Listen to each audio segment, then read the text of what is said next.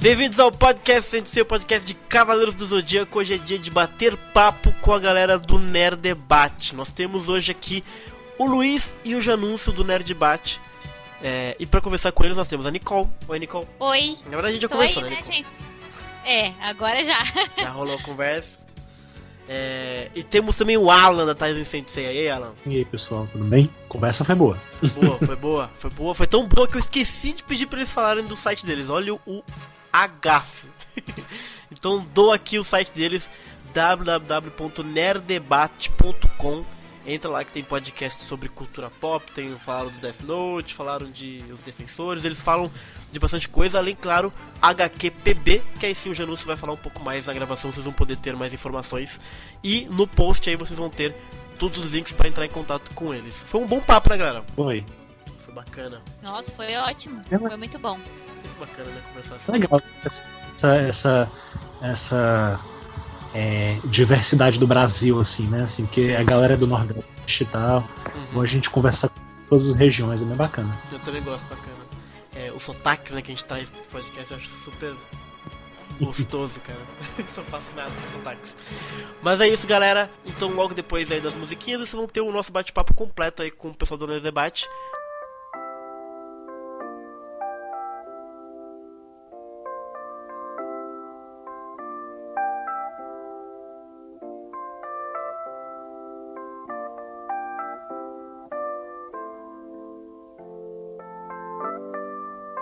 Não sem antes falar um pouco das nossas redes sociais, hein? Você consegue aí improvisar as redes sociais? Vamos ver se eu consigo. facebook.com/podcastsenseia, soundcloud.com/podcastsenseia. Boa. Temos um canal no YouTube que é o canal Senseia. No Twitter é @podcasttdz. Temos o blog, que é o podcastsenseia.blogspot.com.br. E faltou alguma coisa? Eu não sei. Por mim tá ótimo. Acho que não. Então tá excelente, né? É isso aí mesmo, é nóis. Muito obrigado então, e fica aí então com o bate-papo com o pessoal do Nerd Debate, Janúncio e o Luiz, que foi super bacana. É isso aí.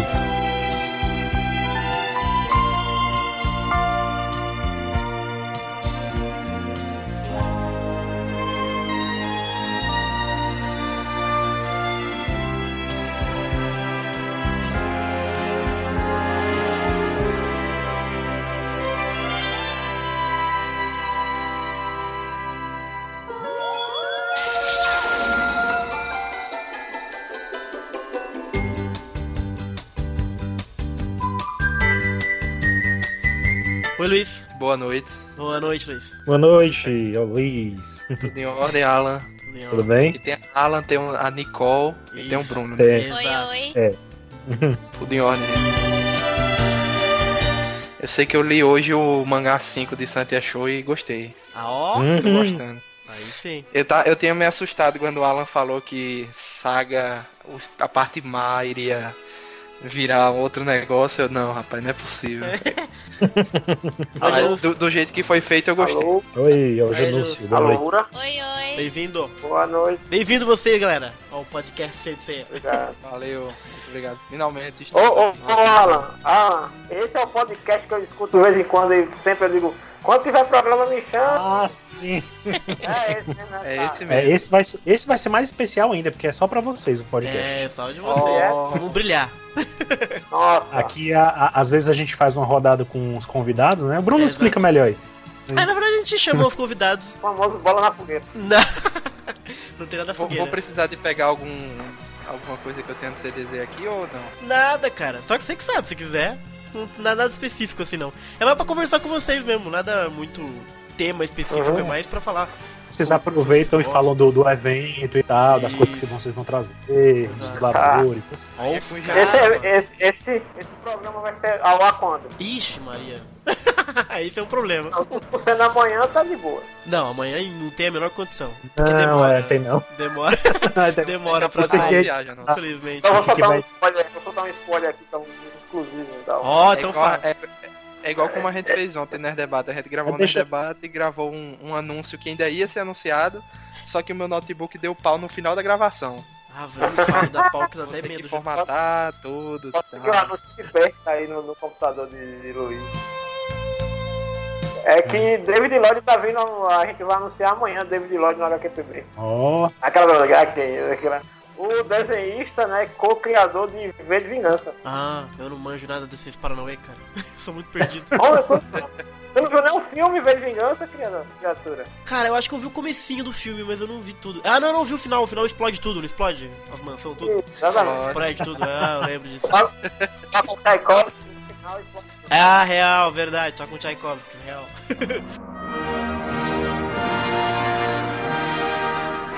Mas eu não... Eu não acho que eu nunca li um quadrinho, você tem noção disso? Tem noção, tranquilo, né? Até porque ele não é um quadrinho muito fácil de ler. Na verdade, ele ficou muito mais popular por causa do filme.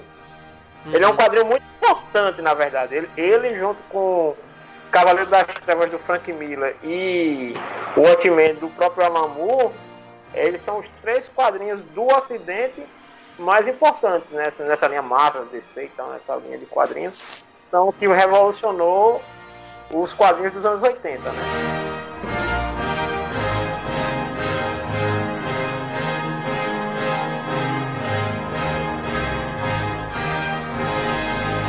Deixa eu apresentar vocês então. Nós temos então aqui o Luiz, certo?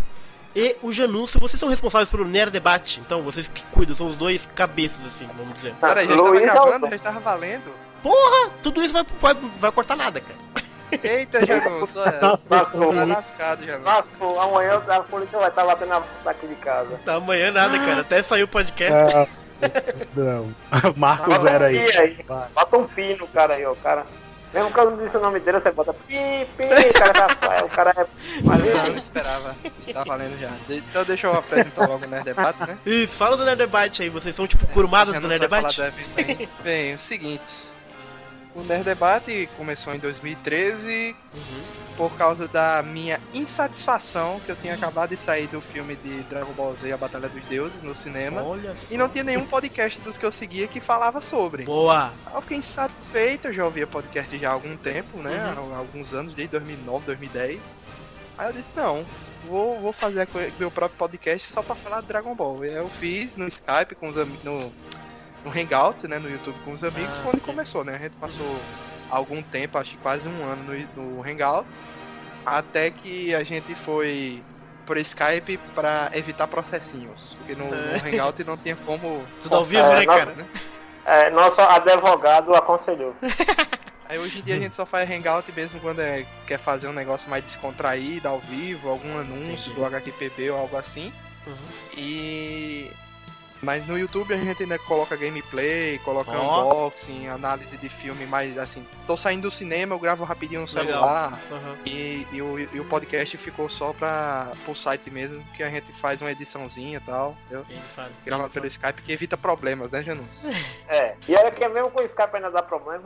Que isso, gente. Mas você foi falar bem ou falar mal do filme? Não, a gente foi falar bem. Se fosse pra falar mal, eu acho que eu não teria tanto tanta energia de pessoas pra gravar. O filme do Batalha é o contra o Bills do Dragon Ball? É, exatamente. Acho que eu vi esse filme, eu não me lembro. Eu não vi no cinema, mas acho que eu vi na Netflix, se não me engano, quando saiu. Tanto é que quando lançou o segundo, o renascimento de F, né, do Freeza, ano retrasado, foi a comemoração de 2 anos do Nerd Debate. Olha aí, bacana. Foi bacana, assim, a gente tá gravando de novo um podcast sobre a continuação daquele primeiro filme do primeiro Nerd Debate. Foi um dia bacana. Inclusive, eu já fui criticado, que foi através do Nerd Debate que eu conheci Alan aí, que a gente queria gravar de Cavaleiro Zodíaco. E eu fui criticado porque o Nerd Debate era chamado de o podcast de Cavaleiro Zodíaco, porque a gente gravava muito. A gente tem uma sequência bem grande, né? Denúncia! Não acredito nisso. Vira a volta, né? O negócio começou com Dragon Ball, aí vai evoluir, né? Exato. Pra ganhar status, aí a gente tem que apelar pra Cavaleiro. Mas deixa a nossa apresentar aí sobre o HQPB que a gente volta pra esse assunto, né? Deixar o pessoal na curiosidade. Quando que vai ser o evento? O HQPB desse ano vai ser dia 7 e 8 de outubro no Espaço Cultural, né? Que é mini centro de convenções aqui da cidade, que agora já tem um grande centro de convenções, né? Na cidade, mas é muito longe, então a gente usa o mini. Na verdade é um espaço muito legal, o evento sempre aconteceu nele, desde 2008. A gente está na nono ano com 10 edições. A gente é anomalia matemática, mas enfim. Mas é porque teve um ano que a gente fez 2 e teve um ano que não teve, então justo. É a equivalência. Mas assim, o evento ele nasceu com a proposta de ser baseado nas histórias em quadrinhos, tanto é que o primeiro evento, eu acredito que os 5 primeiros eventos eram praticamente uma feira de troca de quadrinhos, que foi crescendo e ganhando espaço, e aí a gente foi agregando outras coisas, né? Anime, games, e aí foi ganhando forma. Hoje ele é o maior evento do estado que envolve quadrinhos e cultura pop. E esse ano a gente conseguiu, né? A gente já tinha tentado trazer o David Lloyd para cá 2 anos seguidos. Toda vez batia na trave. Esse ano a gente deu sorte, conseguimos um patrocínio com a cultura inglesa, que é quem está financiando a vinda do David Lloyd. Então tá fazendo história de novo, né? Porque a gente foi o primeiro evento daqui que conseguiu trazer desenhistas da Marvel e da DC para o estado. Claro que a gente não conta o Mike Deodato, né? Porque ele sempre está nos eventos. Então a gente já não...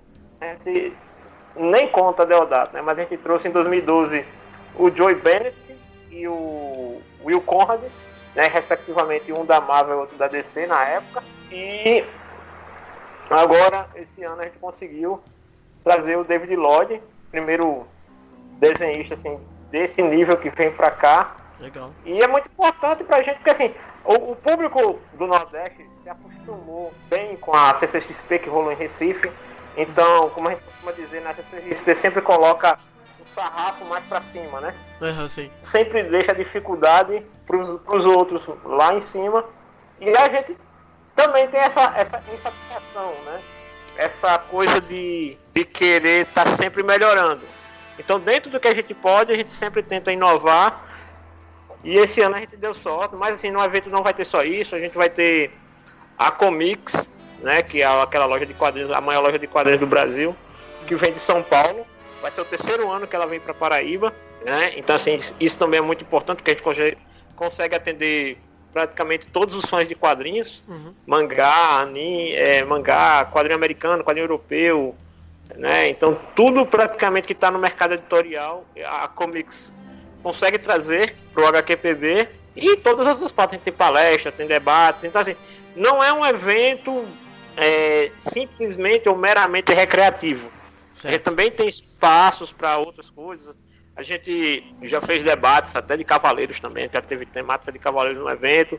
Então, assim, sempre tem alguma atração complementar para conteúdo um pouco mais direcionado, né? Então, quadrinho, games, essas coisas, a gente também tem esse espaço informativo dentro do evento. Eu vou colocar várias informações no post, quando sair o podcast, o bate-papo com vocês. Mas qual que é o site do evento?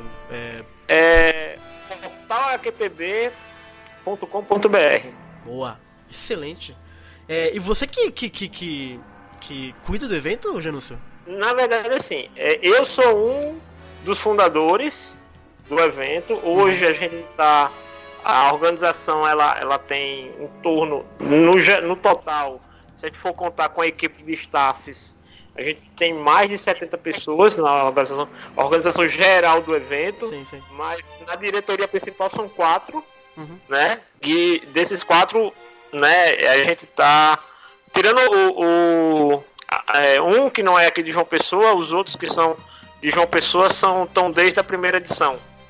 Estão sempre presentes desde a primeira edição do HQPB lá em 2008, né? Então, assim, o legal do HQPB é que a gente também consegue ter uma convivência muito próxima do próprio público, né? Eu faço parte do estúdio Made in PB, sou um dos fundadores, então há bastante tempo a gente tem aqui um projeto social, né, que trabalha com desenho de história em quadrinho para aluno de escola pública. Assim, aluno de escola pública não paga. E aluno que não é de escola pública, a pessoal que não é de escola pública paga um preço mais barato do que os outros cursos que são oferecidos aqui. Então a gente já vem nesse trabalho há bastante tempo e agora a gente está tentando dar um up, né, para tentar trazer mais coisas, não só desenho, mas também outras atividades que a gente possa. A gente montou até recentemente uma fundação cultural, né, uma associação cultural, que a gente vai usar como um mecanismo aí para a gente poder trazer mais atividades e poder conseguir mais apoio para novos projetos. Do caralho, então de parabéns, cara. Muito bacana mesmo. Deve dar um trabalho inacreditável, mas são de parabéns. Dá aquela coisa aí, Luiz, a gente é pobre, mas se diverte, né? Pois é. Mas é pobre, mas se sofrer um diverte. pouquinho, mas depois a gente ri com as histórias. Nossa, que deve ter de história, né, brincadeira. Ninguém mais ri de desgraça da própria vida do que eu, hein, Luiz? Meu Deus, excelente, cara. Então de parabéns. Como eu disse, eu vou colocar no post. Eu não sei nem se ajuda, porque a gente não tem um público assim tão grande assim, mas eu acho muito bacana ouvir essas histórias de vocês. Cara, sempre e tal. Tem sim. Tem sim. E aqui em João Pessoa a gente tem uma fanbase bem sólida de Cavaleiros do Zodíaco. Inclusive, às vezes lá na escola mesmo a gente entra nos debates épicos. Que, meu amigo, só falta entrar os pra apartar, o negócio é brabo. Excelente.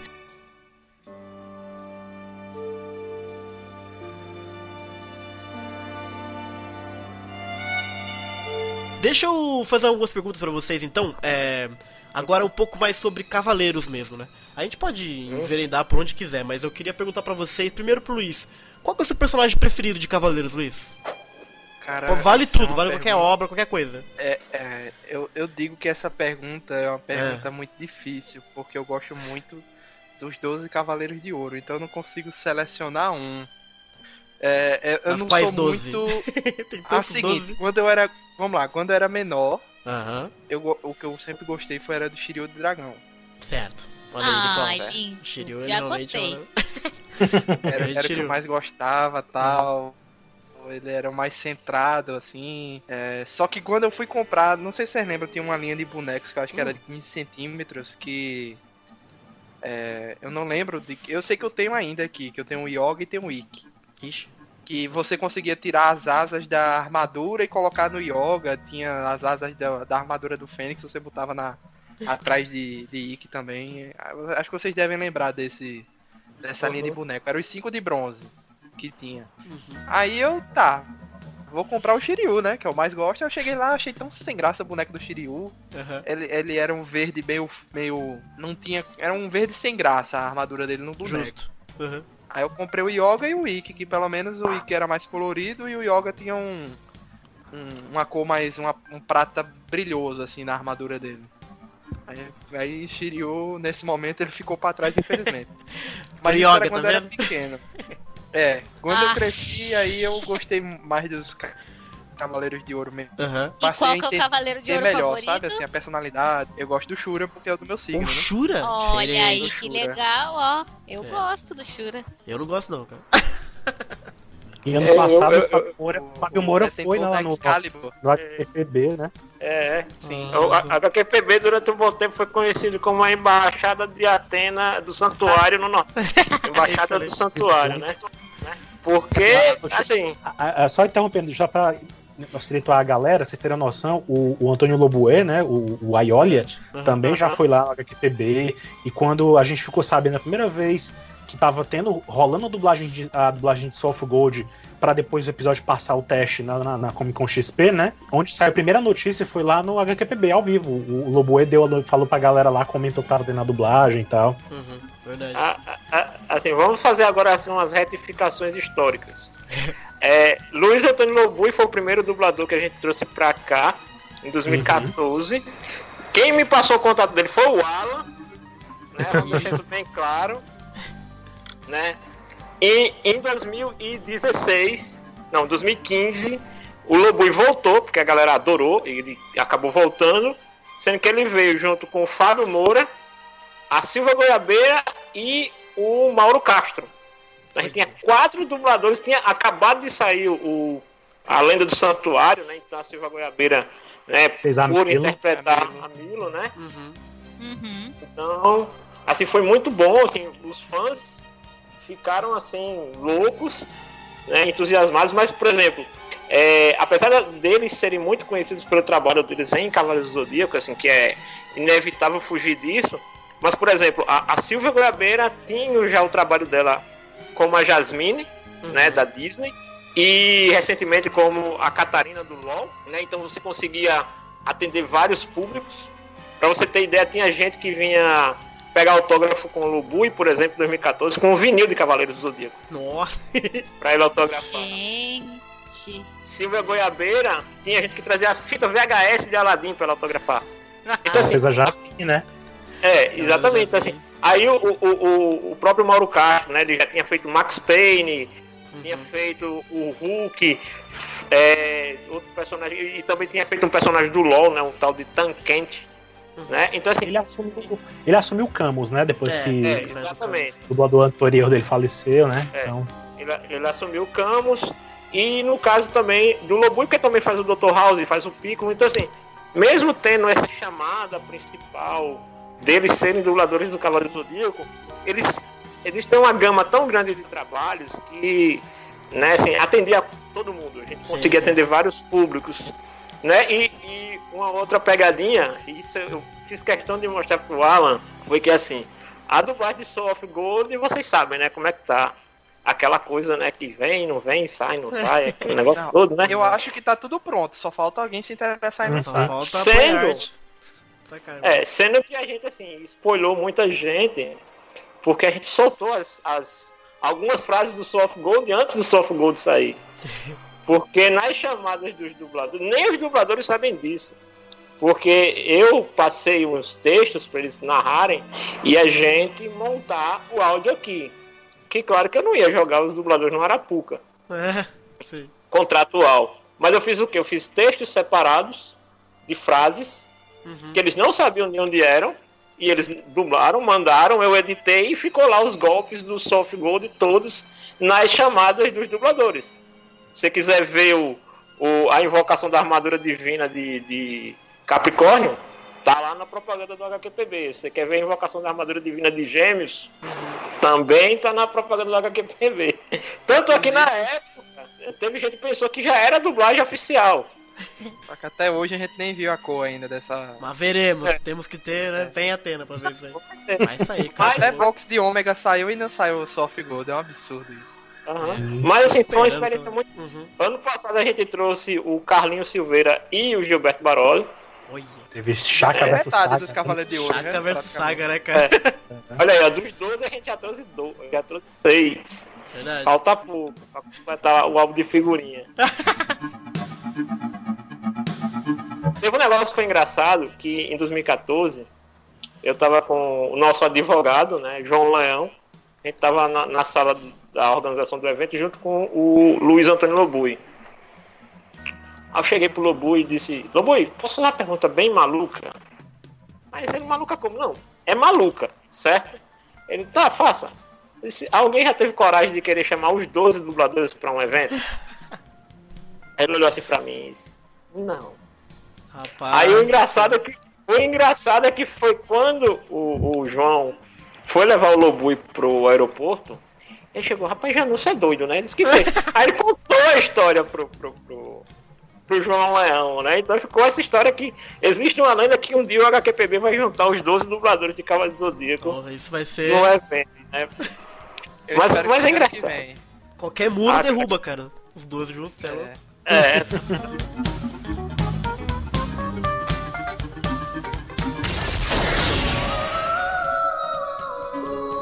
Mas aproveitando então, Janúcio, qual que é o seu personagem preferido de Cavaleiros, então? É algum dourado? Caraca, velho, é complicado. Parece que eu tenho uma relação com Cavaleiros bem íntima, né? Desde 94. Então, assim, e eu sou roteirista.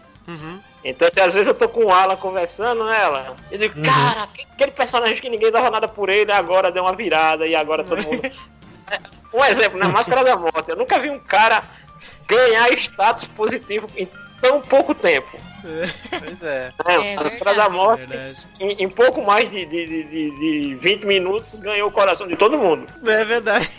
E eu acho isso fantástico. Como mecânica de roteiro, mecânica de personagens, assim, eu acho muito, muito marcante. Cavaleiro, assim, por mais que ele tenha uma dinâmica datada, assim como o Dragon Ball também tem, e isso não é demérito, mas é um estilo narrativo, ele consegue surpreender com guinadas assim de personagens que você pensava, eu já fiz tudo que esse cara podia render, então ele não pode me surpreender mais, sabe?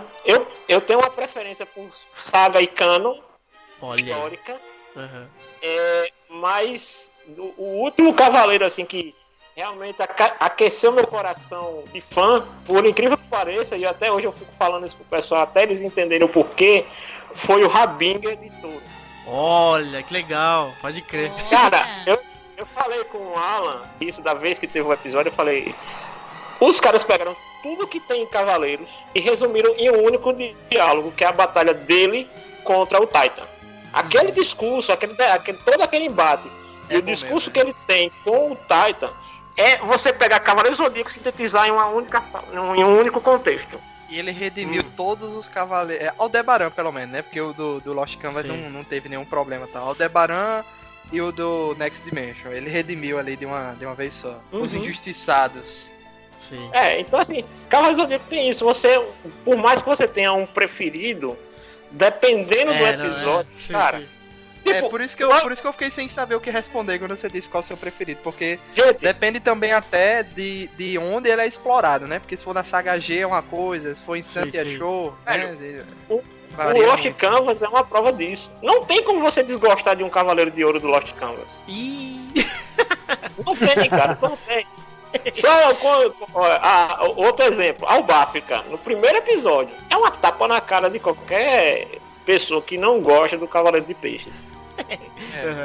Então assim, é como eu digo, eu tenho uma preferência pelo saga e pelo cano, né?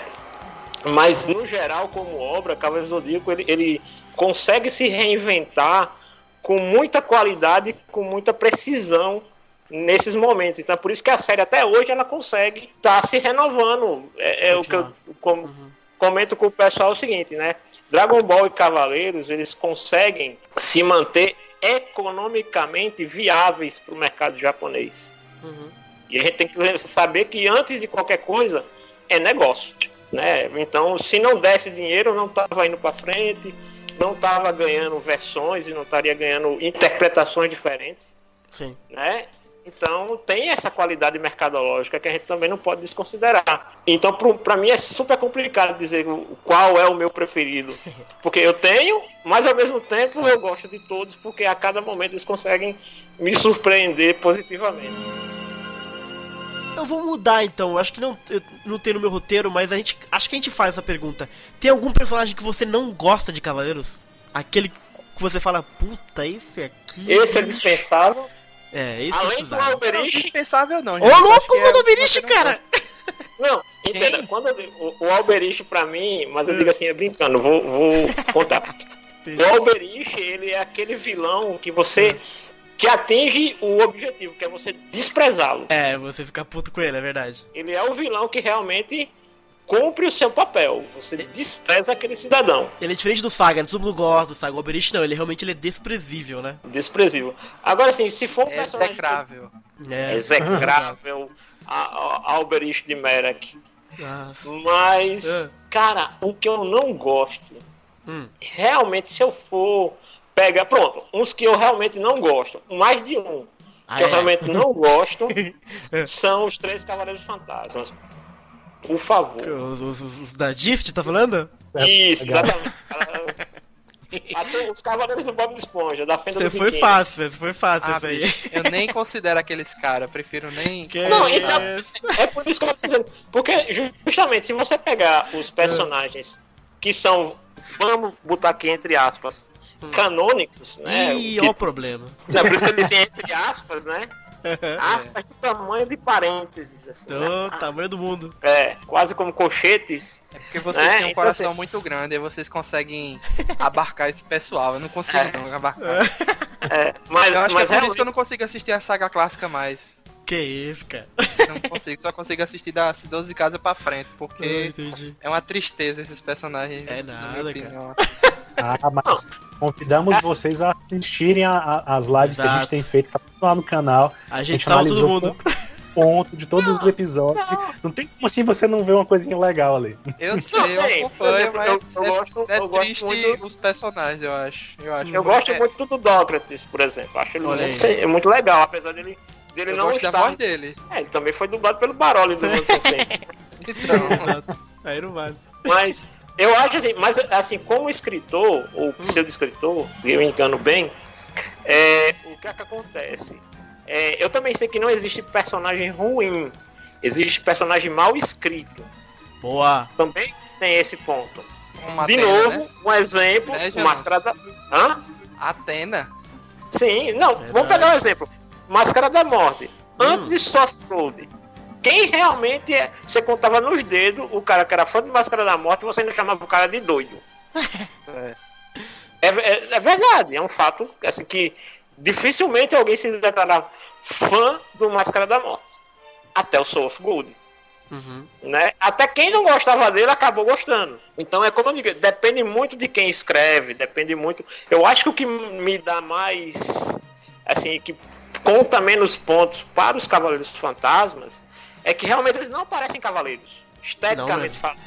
Não mesmo. Né? Se eles tivessem armaduras e tudo, né, vamos dizer, cumprissem o figurino da coisa, né, talvez não tivesse tanto esse desgosto visual com eles. Que é o que mais me incomoda com eles, é o visual. Eles realmente parecem uma coisa que foi tirada de um seriado de Tokusatsu ou de um filme do Godzilla e botaram lá. Pô. O Medusa, cara, quero ter uma Medusa na cabeça. Não, velho, lembra não. Escorrega quando dá um soco nele, né? Você escorrega pro lado. ele É todo escorregadio, exato. Então assim, mas por exemplo, seriam personagens que se entregues e colocados em uma outra obra no universo de Cavaleiros, entregues a um bom escritor, poderiam realmente ser uma ameaça, ser um adversário legal numa batalha, mas com aquele visual não dá. E pra ti, Luiz, você tem algum personagem que você desgosta de qualquer obra? Você fala, esse Olha cara... Só, eu desconsidero completamente todos os fillers aí da saga clássica, a Serpente Marinha, aquela galera toda, sabe? O Cristal, então, cara! O Cristal, assim, eu aceito a força, né? A força. Aceito porque é o jeito.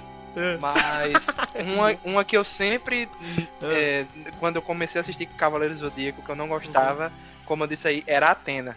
Eu achava ela chatíssima, insuportável. Ela é chata mesmo, você é louco. E eu só tô passando agora a vê-la por uma maneira diferente com Santia Show. Olha aí, ó, tá vendo? Eu falo para as pessoas que tem que ler Santia Show pra suportar tá dando uma nova visão, uma nova, né, uma nova forma, uma nova personalidade pra personagem que ela não tinha na época.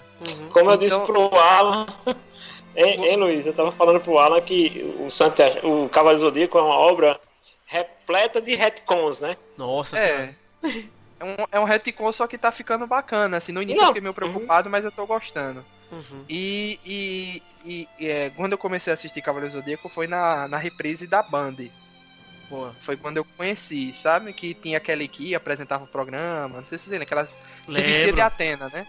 Aí foi quando eu conheci o anime. Eu sempre achei a Atena insuportável no anime. Aí eu conheci o mangá, aí eu desgostei menos, assim, entendeu? Eu gostei mais um pouco dela no mangá. Mas também era bem chatinha no mangá. Mas no anime é insuportável. Não tem como a pessoa gostar dela. Não tem como. Aí, assim, depois foi melhorando um pouco mais na saga de Asgard. Eu gostei mais dela. Poseidon também. Apesar dela aparecer pouco, né? Ficar sempre como uma vítima. Mas eu tinha eu passei a entender ela, né? Passei a conhecer mais a obra e tal. Mas a Atena era difícil de engolir, viu? Difícil. Não, gente, como é que vocês estão protegendo essa mulher? Não tem nenhum apego emocional com ela. Você falou que você começou a assistir Cavaleiros na reprise da Band, né? Isso foi o quê? 2002, 2003? Não lembro. 2004, eu acho. 2004? Nessa fase. Eu lembro que logo depois começou o relançamento da Conrad e do mangá. Acho que foi antes, não foi não? A comprar.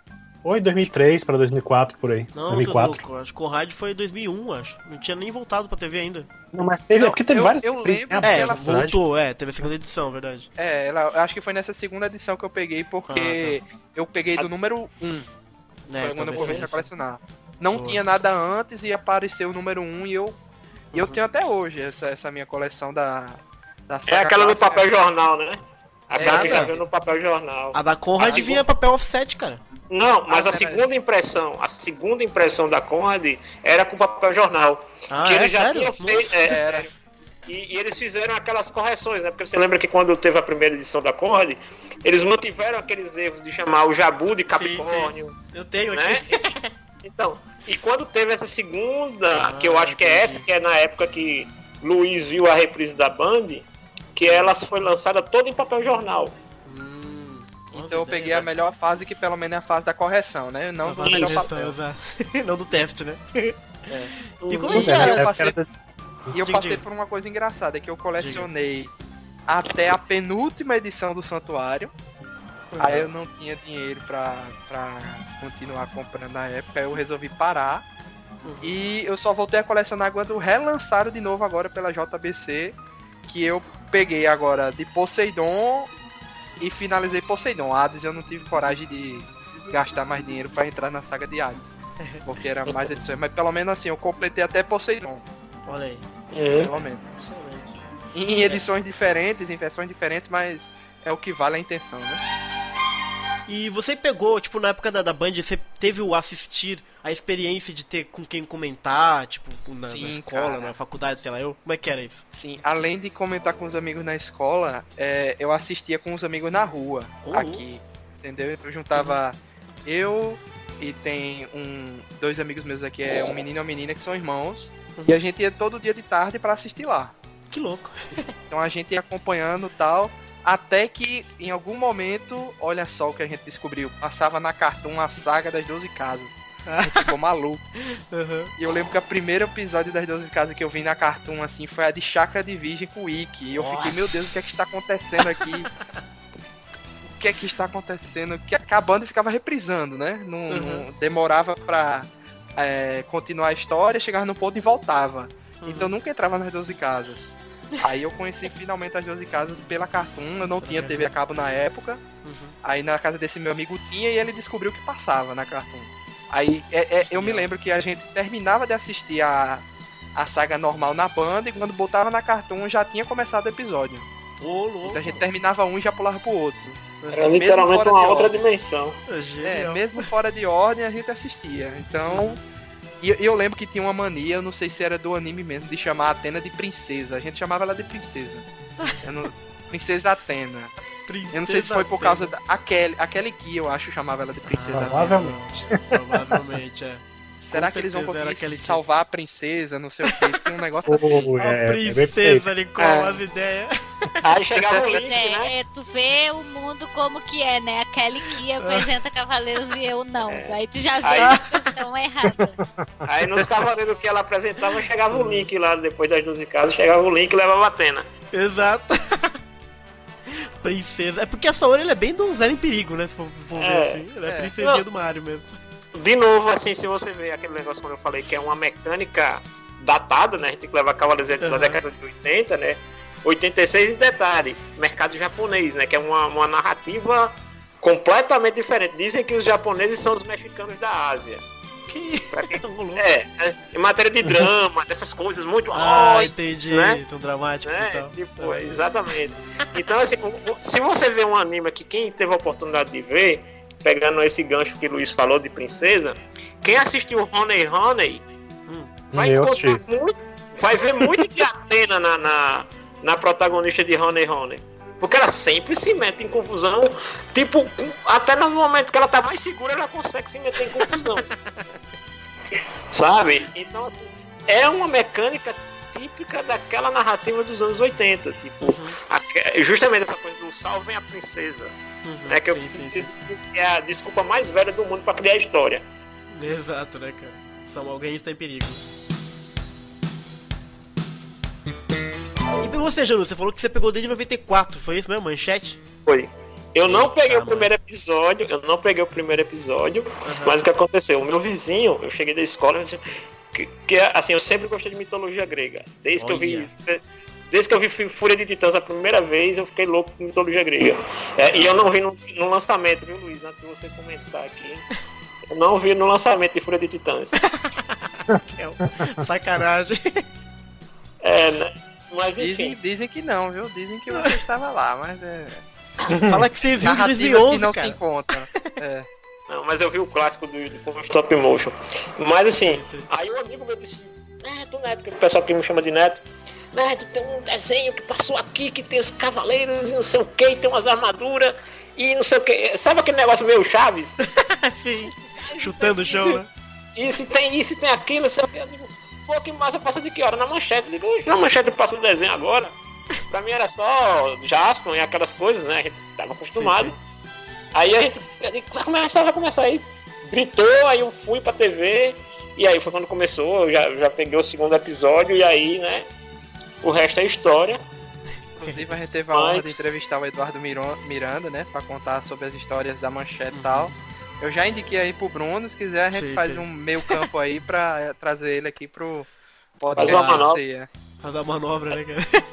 Ele contou uma história bacana, muita curiosidade, coisa engraçada, micos que ele passou e por aí vai, né? Ameaças que ele passou também pra questão de tirar desenho do ar e etc. O Lippel, daqui que era o diretor da TV Tambaú, a subsidiária do SBT local aqui, ele disse que também trabalhou na Manchete na época de Cavaleiros. Ele disse, inclusive, que ele foi um dos primeiros caras a ver os bonecos de Cavaleiros quando chegaram no Brasil. Da hora.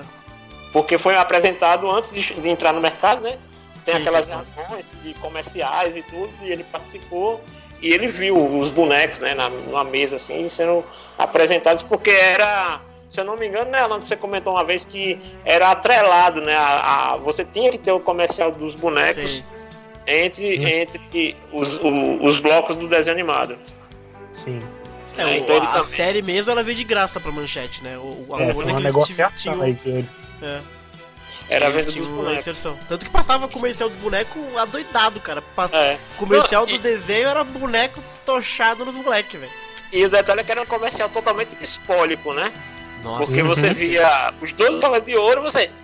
Senhor, né? Quem são esses caras? Assim, era muito engraçado. Tá vendo? A gente levava spoiler na cara e nunca chiou, né? Quando era mais novo. Hoje eu chio. Não, hoje em dia saiu uma pintura. Não, hoje em dia é o seguinte, né? Saiu um desenho de um Estrela da Morte numa caixa de boneco. Pronto, o mundo acabou. É spoiler, vai ter Estrela da Morte no Star Wars, não sei o quê. É que a gente não tinha escolha também, né? A gente tava vendo na TV e de repente pá. Na cara, assim, sem nenhuma cerimônia. Exato. Não, mas era demais. Naquela época até a revista Herói também tacava altos spoilers na cara da gente. Era errado ainda, ela tacava. Era spoiler errado, né? Eu vi muita revista contando história fake de Cavaleiros, bicho. Tem uma revista aqui, eu não sei se... Pode dizer o nome da revista? Porra! Eu não sei se foi num Herói, mas num Herói do Futuro com certeza. Os caras pegaram frames do filme de Lúcifer, recortavam assim, né? Fazia aquela seleção da imagem, dizendo que era Shun na saga de Hades. Do desenho animado que vai. Aí lembra eles pegaram a sinopse, né, da saga de Hades, eles fizeram um resumão em 2 edições. Aí jogavam imagens de outras coisas dizendo que eram imagens da saga de Hades. E lembra que tinha uma ilustração que saiu depois de alguns anos, que era aquela ilustração, acho que teste da saga de Hades, onde tinha o Shun com o manto, né? O manto de Hades. Sim. E muita gente usou aquilo ali pra dizer que olha, o desenho tá em produção, olha que vai sair finalmente, não sei o que. Eu fiquei aleijado e esse negócio não saiu na época que eles disseram. Cara, eu lembro quando eu vi pela primeira vez a saga de Hades. Não, essa imagem que o Janúncio falou, por exemplo, ela saiu na década de 90, na época das Heróis, né?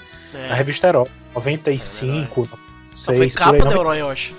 Era uma capa de 95, se eu não me engano. Nessa época, já sabia no Japão que não ia ter saga de Hades, há muito tempo. Bicho, como naquele tempo não tem internet pra desmentir, a galera contou muita lorota sobre Cavaleiros, bicho. Exato. Sabe, eu acho que era assim, pô, a gente tá sem assunto. O que é que a gente faz? Pera aí, chama um doido aí que ele vai inventar um monte de história fanfic, né? Eu acho que os caras encontraram algum fórum de fanfic e saiu publicando, porque não tinha... Era muito absurdo. Coisas que saíam, sabe? Extremamente absurdas. Mas assim, também foi uma época boa, né? Assim, não foi só... não foi... Assim, nessa parte de informação, a gente tinha muita desinformação, né?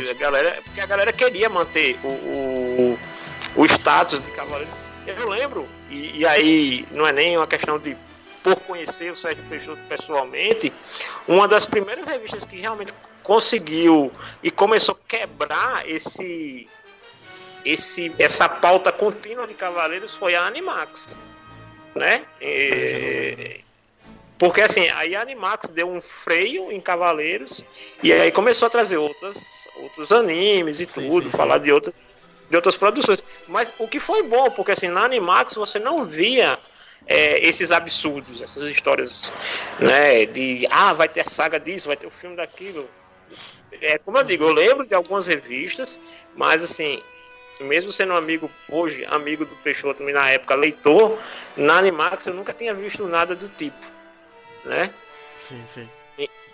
Então assim, mas cara, teve muita coisa boa nessas épocas. Eu sempre trabalhei com desenho, então eu tive uma desilusão muito grande com o anime quando eu descobri que aquelas armaduras do anime não eram as armaduras do mangá, sabe? Cara, não sei o que, essa é melhor, aquela não é, porque mudaram o elmo de um, mudaram o elmo do outro, não sei o que, sabe aquela... O elmo de Shura é o mais incompreensível de todos, né? Na saga de Hades ele volta com o elmo normal. O Hades deu um tapa no visual dele. Deu. Ainda bem que tem aquela história, aquele conceito que as armaduras são vivas, né?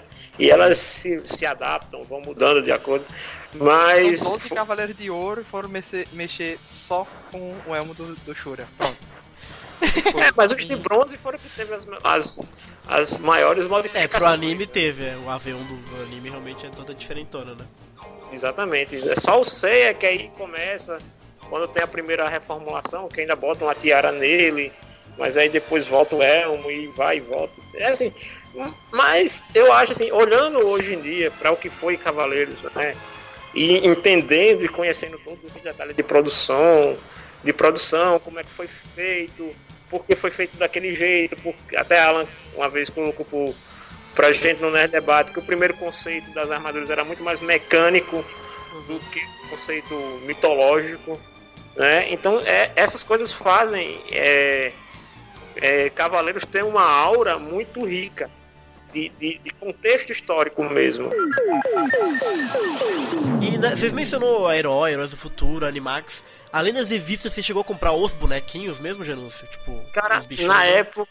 Ou balinha, porque vendia de tudo de Cavaleiros na época, né? Não, porque assim, uma coisa que a gente descobriu antes, mas a gente fez muito uso na época de Cavaleiros, foi um negócio chamado distribuidora de balas.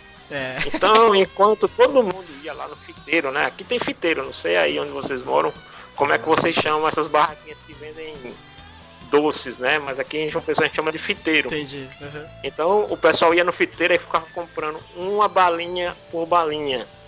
A gente ia na distribuidora de bala e comprava 2, 3 caixas. Aí ficava na calçada assim, imagina assim, 10 moleque numa calçada, tudo chupando chiclete. E com um monte de... Isso, cara. Eu tenho até hoje algumas figurinhas guardadas daquelas. Eu colei num papel mais resistente e recortei uma por uma. Eu tenho algumas. Eu lembro que a que todo mundo mais gostava era uma do Yoga, que é uma cena, eu acho que de Abel, e aquela imagem dele assim, que é um desenho diferenciado, que tem um efeito de luz diferenciado. Então era uma das figurinhas que o pessoal mais gostava. O Janus lembrou bem na época aí. A nossa geração que assistiu desde a Manchete é uma geração que quase beirou o diabetes, todo mundo assim. Bala Zoom, Tinha chiclete também, porque a Zung era uma bala meio bala, meio chiclete, mas tinha o chiclete também, o Plock das ideias lá, X lá. Era o Buzz, se não me engano, tinha o chiclete Buzz também. Isso. Ainda depois tem chiclete de Dragon Ball, né, Janus, que a gente... Sim. Dragon Ball ainda tem. Chiclete Dragon Ball tem ainda. É mesmo? É, cara, tem. eu não vejo nem mais chiclete mais hoje em dia, cara. Eu não vejo mais Bubalu, não vejo mais nada, cara, hoje em dia. Não, onde foi parar o Bubalu, cara? Bom, é aquele chiclete, assim, que você sabe o seguinte. É chiclete, você não sabe qual é a marca. Eu acho que é o Buzi que ainda sai. Buzi.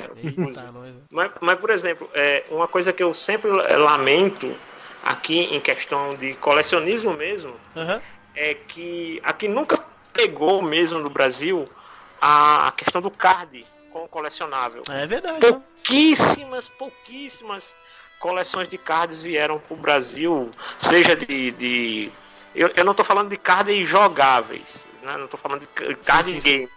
Tô falando de cards colecionáveis. Então, a gente sabe que lá tem muita coisa de Cavaleiros colecionável e que, bicho, seria muito legal vir pro Brasil, mas o pessoal insiste, até por tradição, nos álbuns de figurinhas, mas o que é que acontece? Essas figurinhas são as mesmas dos anos 90. Sim. É o que tá acontecendo agora com o álbum de figurinha, né? Que estamos tudo comprando. Eu ia falar isso aí agora. Tem gente aqui nesse podcast, não tô direi comprando. Que tá bem louquinha atrás de figurinha de 1900 e Guaraná de pariu, cara. É o que eu posso fazer, acontece, cara. Eu não consigo me conter. Rodar Paulista atrás. Foi até o que eu reclamei no grupo do Animax quando anunciaram era a notícia, né, do álbum que não tinha imagem de nada. Porque eles vão usar as mesmas. Espero que pelo menos eles usem imagens de Poseidon pra frente, né? De Asgard pra frente, porque eles só usam de 12 casas pra trás. Não, são os piores quadros das 12 casas que você pode imaginar. É porque esse álbum, depois eu descobri nessa semana que esse álbum aí ele foi reciclado, né? A Panini, que é uma editora que existe em outros países também, né? Sim, ela já tinha lançado esse álbum, exatamente esse álbum igualzinho, só com a capa diferente, lá na Espanha em 2006. Então, assim, já é um álbum bem antigo e tal. Então, assim, não tem... Poseidon vai vir na próxima DLC do álbum. Engraçado, cara, que assim, realmente, eu vejo assim que Cavaleiros tem uma fanbase muito fiel, né? Muito trouxa, fiel, pode assim, falar, é trouxa, a gente é trouxa, pode falar. Cara, não digo não, sabe por quê? Porque eu também compro. A gente é trouxa, cara. Não diga isso não, velho. Um pouco de autoestima faz bem. A gente compra tudo, cara. Não dá, cara. Não dá. Os caras botam no mercado, a gente compra. E depois lança o box e a gente compra de novo. É foda. Eu não compro. Como diz a Nicole, trouxa é tu. Trouxa é tu, meu filho. Fale por ti. Eu tenho uma sorte porque eu sou nerd pobre. Então, nerd pobre tem que saber aonde gasta seu rico e suado dinheirinho. Né? Inclusive, pronto, essa semana mesmo o Luiz está de testemunha. Eu estava com um pop Funko da Arlequina na minha mão. Eu passei uma tarde todinha, no final da tarde disse, não vou comprar. Porque você fica pensando, eu digo, não, eu sou pobre, não posso ter certos luxos, tenho que me conformar. Você tá comprou, aqui. Né? Não, deixei lá. Não? Entregou. Não chorei. Não, então assim, cara, eu lembro só, pronto, essa coisa sobre merchandising. Eu não sei de você, Alan, que provavelmente pode ter essa informação um pouco mais apurada de produtos de Cavaleiros que vinham vindo pro Brasil. Aqui em João Pessoa, e eu acho que eu fui o único cara que viu isso, tem uma loja chamada Chinesinha, muito antiga. Luiz só conhece essa loja. Então era das boneco lá. Então assim, quando esses importados começaram a chegar no Brasil naquela época do famoso 1,99, essa loja se destacava porque ela trazia muito esse material literalmente da China. Então você encontrava bonecos de Dragon Ball. Por exemplo, eu tenho um boneco que eu comprei numa loja dessa do Battletoads, do Hash, o sapo de óculos. Até hoje tem gente que quer comprar de mim e eu não vendo. Aí o que acontece? Numa dessas lojas eu entrei e tinha na escala 1:6, né, que é mais ou menos de 25 a 30 centímetros, 2 bonecos de cavaleiros. Eu não me esqueço nunca mais dessa imagem que eu vi. Porque um era o Saga e Olha. o outro era o Hagen. Nossa, que louco, velho. Mas desse tamanho? Desse tamanho. Eu não sei se era um oversized, porque no Japão tem. Na China tem muito disso.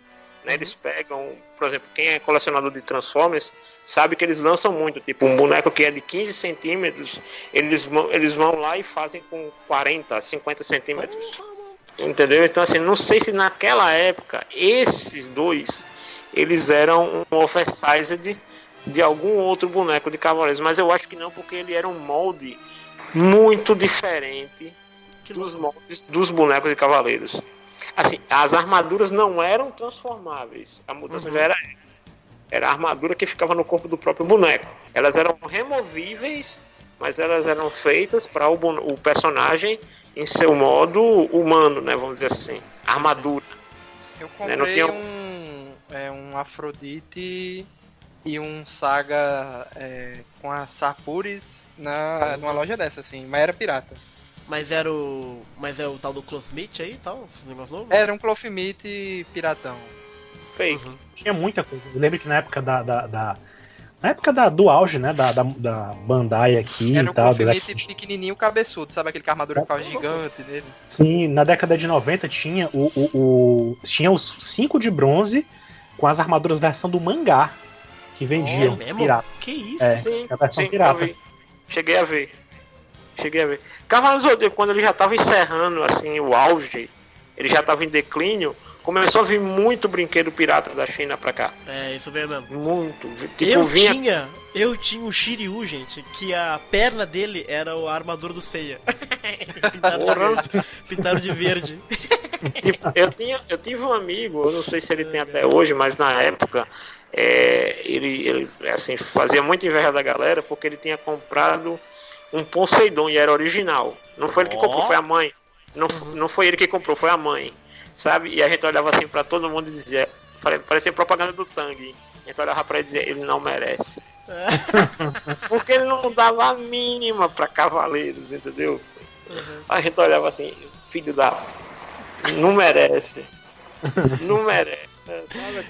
Mas eu ainda não realizei o sonho de ter uma Clothmith dessas novas originais. Até porque eu não tenho nem onde botar à disposição em casa, entendeu? Ia ficar dentro da caixa. Eu ainda não realizei o sonho de ter uma Clothmith.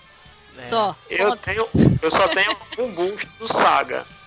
Lembra aquela a primeira fase que vinha uns bustos? Que eram de Clothmith, mais bustos, né? Os apêndices. Isso, eu tenho um do Saga. Se é original ou não, aí é outra história. Que eu bati na boa escolha, comprou o do Saga, que é o que importa, tá vendo? Tá bonitinho. Passou no crivo da verossemelhança, né? Exato. Então, mas ele tá de elmo balde ou ele tá sem elmo? Não, sem elmo. E tem os dois cabelinhos, né? Tem o azul e tem o... É mesmo? O cinza.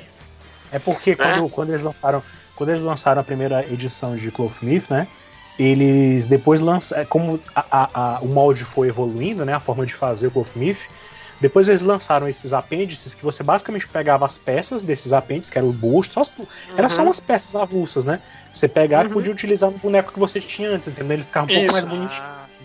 Isso, exatamente. Eu lembro que era o Saga, o Aioria, o Shaka e o Radamantes, que saiu nessa época. Desse foram os primeiros. Depois saíram outros e tal. Mas pra não pegar um Clothmith de Ômega, o Seiya ou o Koga. Cara, mas assim, eu gosto muito do Sagitário do Lenda do Santuário. Eu acho aquele... O Aioria também, cara. Mas o Saga também é muito bom. Bonito também. O Aioria chegou a sair, o Clothmith do filme do Aioria? Acho que não. O Leão não. Cara, ficou eles Saga chegaram a anunciar, teve uma CCXP que eles chegaram a anunciar trouxeram pra cá, né? Que tá no Japão, o protótipo do Death Mask do filme, mas nunca lançaram. Será que ele vier com caixinha de som pra cantar também? Não, cara, mas assim... O Seiya foi pior. O Seiya do Lenda do Santuário chegou a ser o primeiro a ser mostrado junto com a Aiolos, né? Em evento, em revista, e o Seiya nunca sequer foi lançado.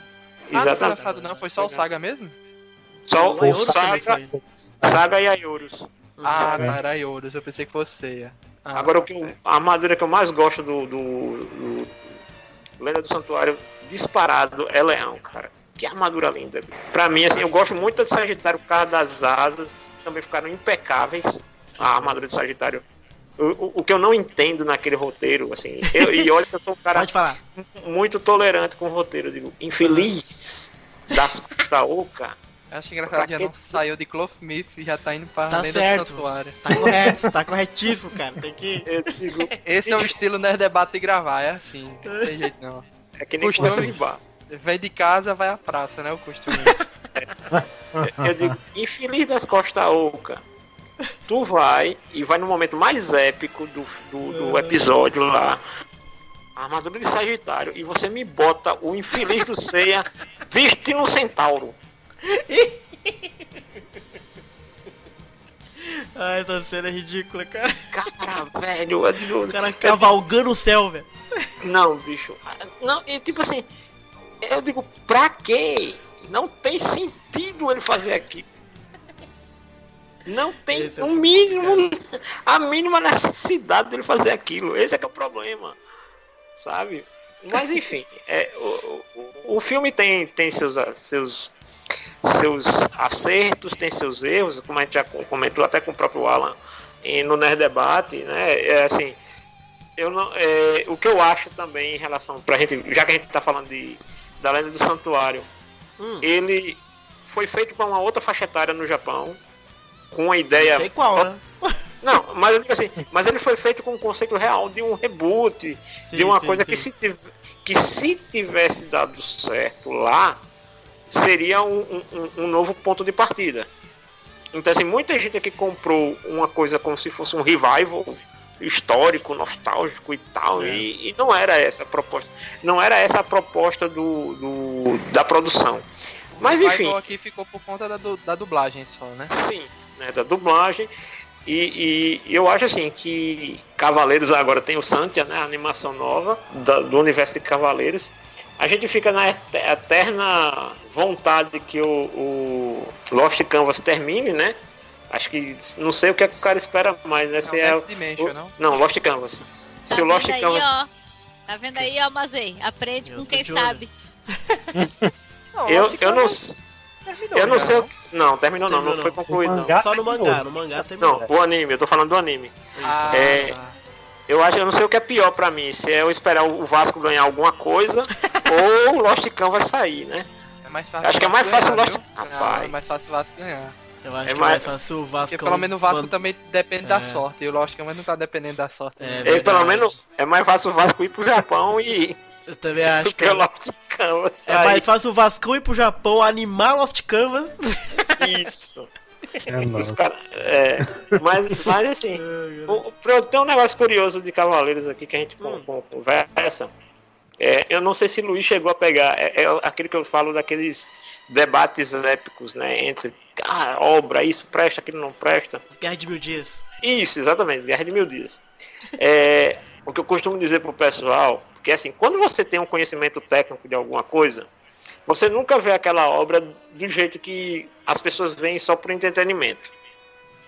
Isso é uma coisa que eu já aprendi, tanto de pessoas que são mais experientes, né, fazem análises mais complexas de uma obra, até mesmo do pouco que eu conheço e eu consigo avaliar. Então, por exemplo, uma coisa que eu converso muito com o Alan quando a gente está debatendo sobre o Ômega, por exemplo. O Ômega ele tem sim um valor como obra do universo de Cavaleiros.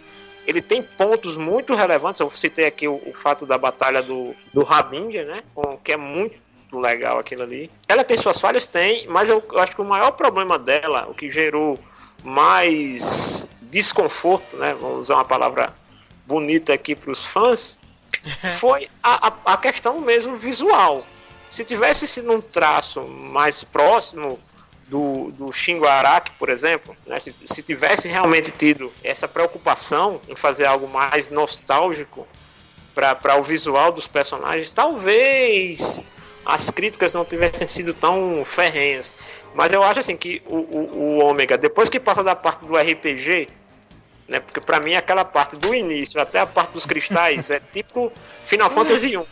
né? Vamos pegar os cristais para ganhar o poder dos elementos. Pronto. Tirando isso aí a coisa volta para ser Cavaleiros mesmo. Assim, não na sua totalidade, mas de novo, a gente sabe que o Ômega foi feito com uma faixa etária mais baixa, já foi pegando também algumas coisas que estavam ali, tipo, o fato de você ver um cavaleiro com poder de ninja não foi de graça, é pra embarcar na onda do Naruto e outras coisas, mas assim, eu acho que a preocupação que eles tiveram, por exemplo, de tentar colocar os personagens clássicos, por exemplo, os Cavaleiros de Aço, né?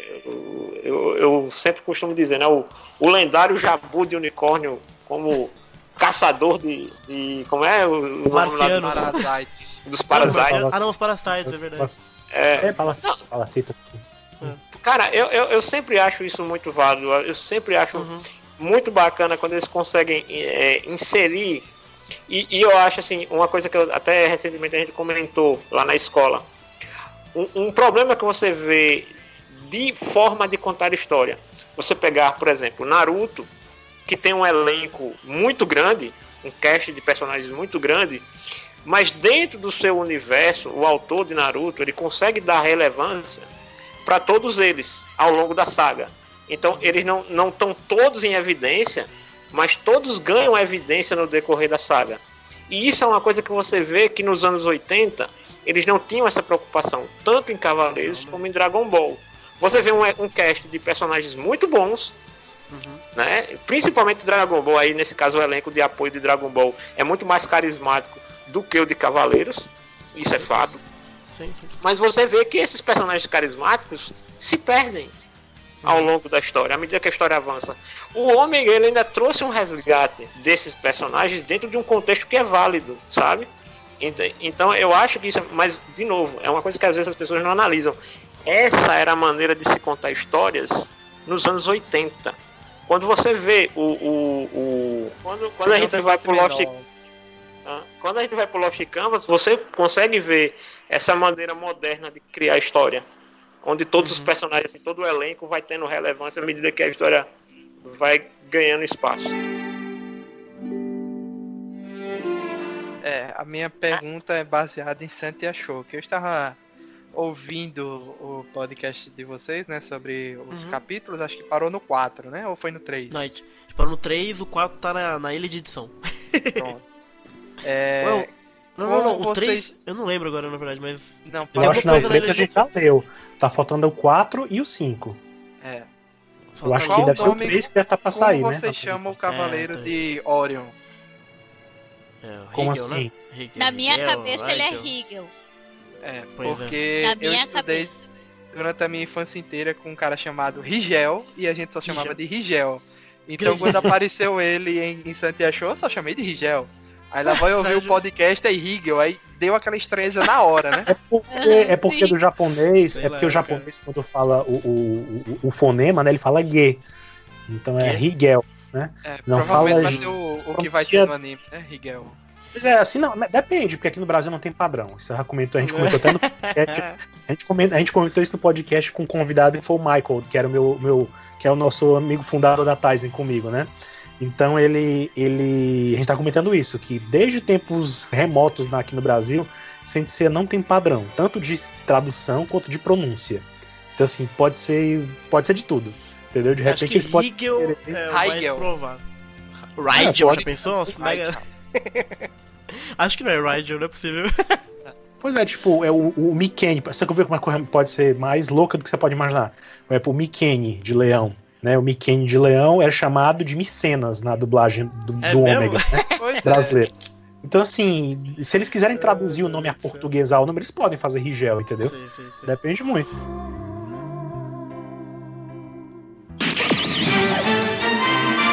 Vocês estão falando aí de Santi Achou, do Lenda do Santuário. Ô Luiz, você acompanha tudo que sai de Cavaleiro? Você lê, você vê, Soul of Gold, o Lenda... tudo você acompanha, vocês dois? Eu tento acompanhar quando sai aqui, por exemplo. O Santi Achou, não acompanho o mangá. Pelo que sai. Eu sempre vejo as notícias no Tizen. Mas eu não procuro entender a história, ler a história e tal. Sim. Eu vejo lá, fulano apareceu em Santi achou, beleza, dou curtir, compartilho, mas eu não vou ler, porque eu quero esperar o mangá sair aqui. Ele faz a linha do que quer esperar. E o Bruno se aliena do mundo e não quer saber de mais nada. Exato. Funciona, cara. Tá rolam vários xingos no grupo do podcast. Não fala, vai pra outro lugar começou falar. A falar.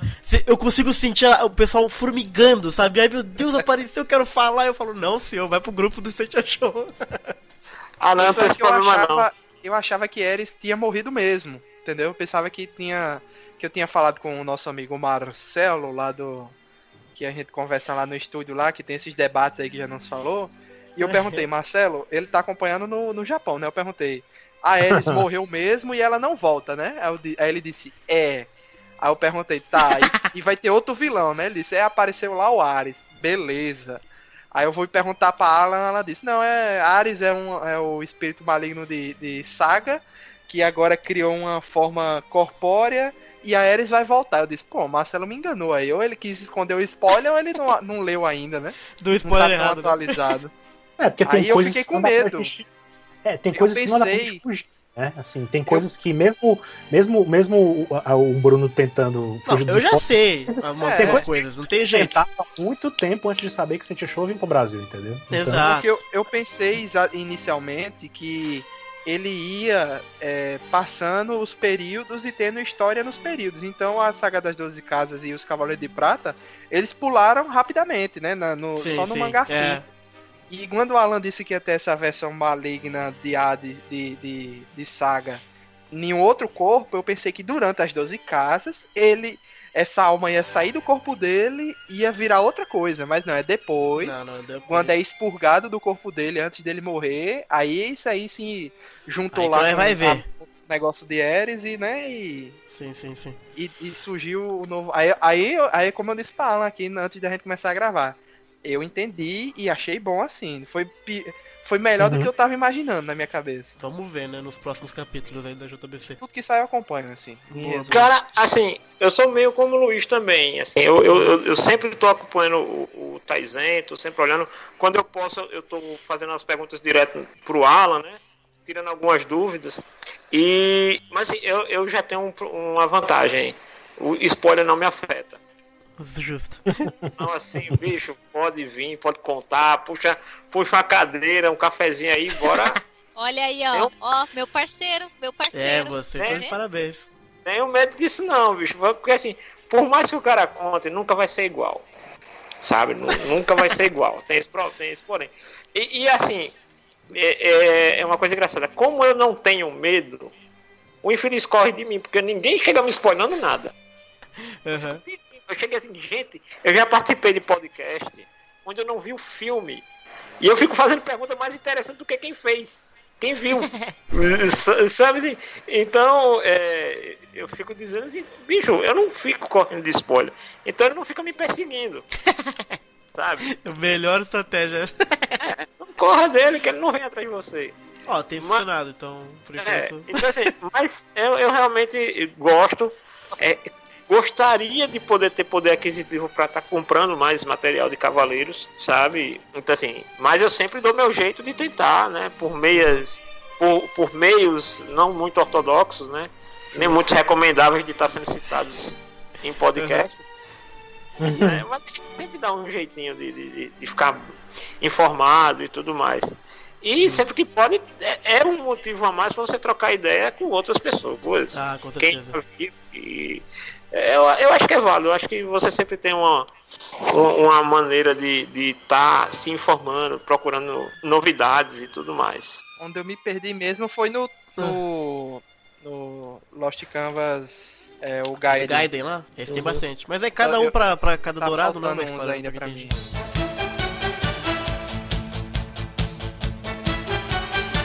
E aproveitando o ensejo que eu tô falando que vocês vão acompanhar, que eu quero fazer umas perguntas pra vocês. Janúncio, e o live action, que será dele? Que será dele? Isso pós Death Note, né? Pós Death Note, exato. Pós Death Note, vamos. Pois, rapaz, eu falei justamente isso pro pessoal no podcast. Eu disse, vamos esperar o Death Note, ver como é que vai sair. Não que, né, vai dar no mesmo, mas vamos dar uma segurada no hype. Não, mas a Netflix vai ser tá live hypado, action. vai. Não, a Netflix não. O live action não é da Netflix. Ah. Outra galera. Menos mal. Menos mal. Mas enfim. Porque eu vi o pessoal comentando justamente isso, com medo Não. de Cavaleiro da Netflix, mas esse eu tô com mais esperança porque pelo menos vai ser animação. Exato. Mas e o live action? E o tal do live... Gente, a gente vai ter pessoas reais, de verdade, carne e osso, com armadura, quer dizer, acho que vai ter Japonês armadura, não ou sei. americano? Ah, não sei. Diz ele que é hollywoodiano, né? Os caras estão falando hollywoodiano. É universal, vamos dizer assim. Vai ter um japa, vai ter um loiro. Não vai ter Talvez, um loiro com cara de japa. Ah, Né? Porque é rebelde, sem causa. Assim, vamos lá. Adaptações live action no Japão. Sempre a gente tem um problema. Vou dar um exemplo. A polêmica que a gente teve do L recentemente, né? Adaptar, o personagem é assim e no mangá é assado. Mas, por exemplo, no mangá, o personagem nem japonês ele é britânico. Né? Então, né? Outro grande exemplo, Fullmetal Alchemist, que tem toda uma essência germânica, toda ela baseada em estética e arquitetura e lendas e tudo da cultura germânica. Então você entende que aquelas pessoas têm ascendência europeia. Sim. E aí quando a gente vai ver o live action é uma Europa cheia de japoneses. Mas pra eles funciona. Eu não estou colocando isso como uma crítica que está errado, né? Mas se você for pegar ao pé da letra, né? Assim, às vezes as pessoas entendem que não é o fato da obra ser produzida no Japão que todos os personagens são asiáticos. O próprio Cavaleiro do Zodíaco mostra isso. Exato. Né? Então, assim, tem esse ponto de diferenciação. O que eu sempre tenho medo quando vai para uma adaptação live action é assim: se eles procuram chamar um cara que é muito fã, esse cara não conseguir dosar e fazer o que realmente é necessário para adaptar aquela obra para um live action. E às vezes, quando pega um cara que é desprovido desse fanatismo, no bom sentido da palavra, ele não tem apreço pela essência da coisa. Então, o que é que a gente vê no Death Note americano? Eles, em alguns pontos, e são poucos pontos, do quais eles ousaram coisas positivas. Tipo, já que eu vou fazer diferente, então eu vou fazer diferente. Você consegue encontrar esses pontos no Death Note da Netflix, mas eles têm um desprezo pela obra original em alguns momentos que machuca quem é fã, sabe? E realmente machuca. Então você vê que é uma pessoa que ela tá fazendo aquilo pelo trabalho. Não que ele seja um mau diretor, mas é porque ele não tem vínculo com aquilo. Ele não tá nem aí, literalmente falando, com se tem uma quantidade de pessoas. Mas eu também sou do ponto de vista do seguinte: se eu vou fazer um reboot, um remake, eu não tenho obrigação de repetir aqueles mesmos eventos que todo mundo já viu. Verdade. Eu vou dar um exemplo de um remake que eu achei muito bem sucedido e que infelizmente parou porque fez muito sucesso, por incrível que pareça. Os novos Thundercats. Os novos Thundercats parou porque fez muito sucesso. Que inclusive tem um cara desse de Sensei que trabalhou nesse novo Thundercats. Entendeu? Olha, então já tem um ponto. E assim, eu assisti, quando eu vi o primeiro episódio dos novos Thundercats, eu esqueci do original. Mas não que eu tinha jogado o original no lixo. Por que eu esqueci do original? Porque o que estava ali era uma obra nova, que rompeu com aquilo ali, mas que tinha a essência dos Thundercats, mas que rompeu com os anos 80, visualmente e narrativamente falando. Então era um remake verdadeiro. Era uma coisa assim que é nova. Então eu tô vendo uma interpretação completamente diferente daquilo que eu já vi e gostei. Mas me senti como fã respeitado na obra nova. E é isso que a gente deveria, assim, esperar que esses caras que têm a oportunidade de fazer um live action de alguma obra, eles tivessem pelo menos essa preocupação em inovar, mas ao mesmo tempo tá respeitando, né? A saga do Santuário tem um pouco disso, sabe? Tem ele não é um desastre por completo. Eu acho que nenhuma obra em si ela é um desastre total, sabe? E até mesmo quando ela é um desastre, ela ensina para não ser repetido, sabe? Então assim, você tem você tem que ter um senso crítico onde você consegue absorver o bom e o ruim e conseguir tirar proveito dos dois. E pra ti, Luiz, e o live action? Quais são suas esperanças, se é que existem algumas? O que você acha que vai dar nesse live action hollywoodiano? Eu tenho mais medo de live action, sabe? Uhum. Porque só na animação japonesa eles foram tão apressados e por isso a história ficou muito corrida, assim, da metade pra frente, e não ficou muito bacana. Mas de live action eu tenho um certo trauma, tenho um certo medo. Mas o Death Note, por exemplo, que a gente já usou de exemplo aí, ele pelo menos serviu para apresentar o anime para um público que nunca veria, nunca teria acesso ao anime. Exato. Então pode servir para isso, pelo menos Verdade. o live action de Cavaleiros do Zodíaco. Mas eu sempre tenho um pé atrás com live action, tá? Sempre tenho um pé atrás. Eu vi no começo do ano, eu falei até pra Luiz, eu vou daqui dar um exemplo. Se vocês tiverem interesse, procurem ver um live action baseado em uma obra bem popular e que eu fui ver totalmente descrente e me surpreendi porque foi uma obra respeitosa e ao mesmo tempo inovadora. Max Steel é um excelente filme que adapta uma linha de brinquedos. Ele nem é um filme sombrio e realista, vamos dizer assim.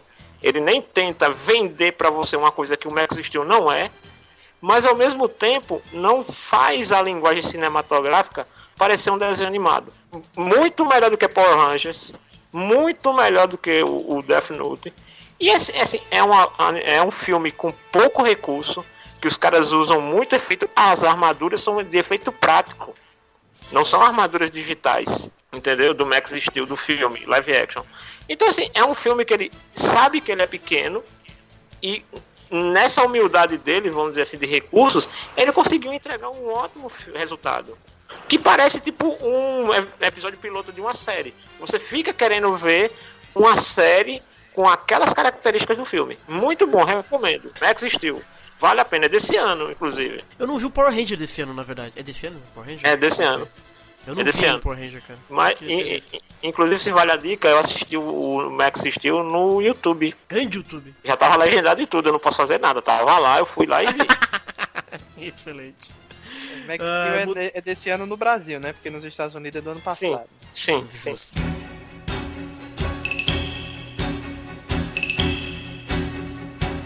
Mudando de pato pra ganso, eu acho. De pato pra Ou pra cisne, né?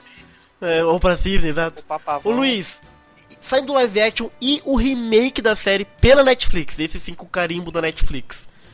Quais são seus pensamentos, seus... Aí eu tenho uma expectativa maior, sabe? Uma expectativa maior e melhor. Justamente por pelo menos...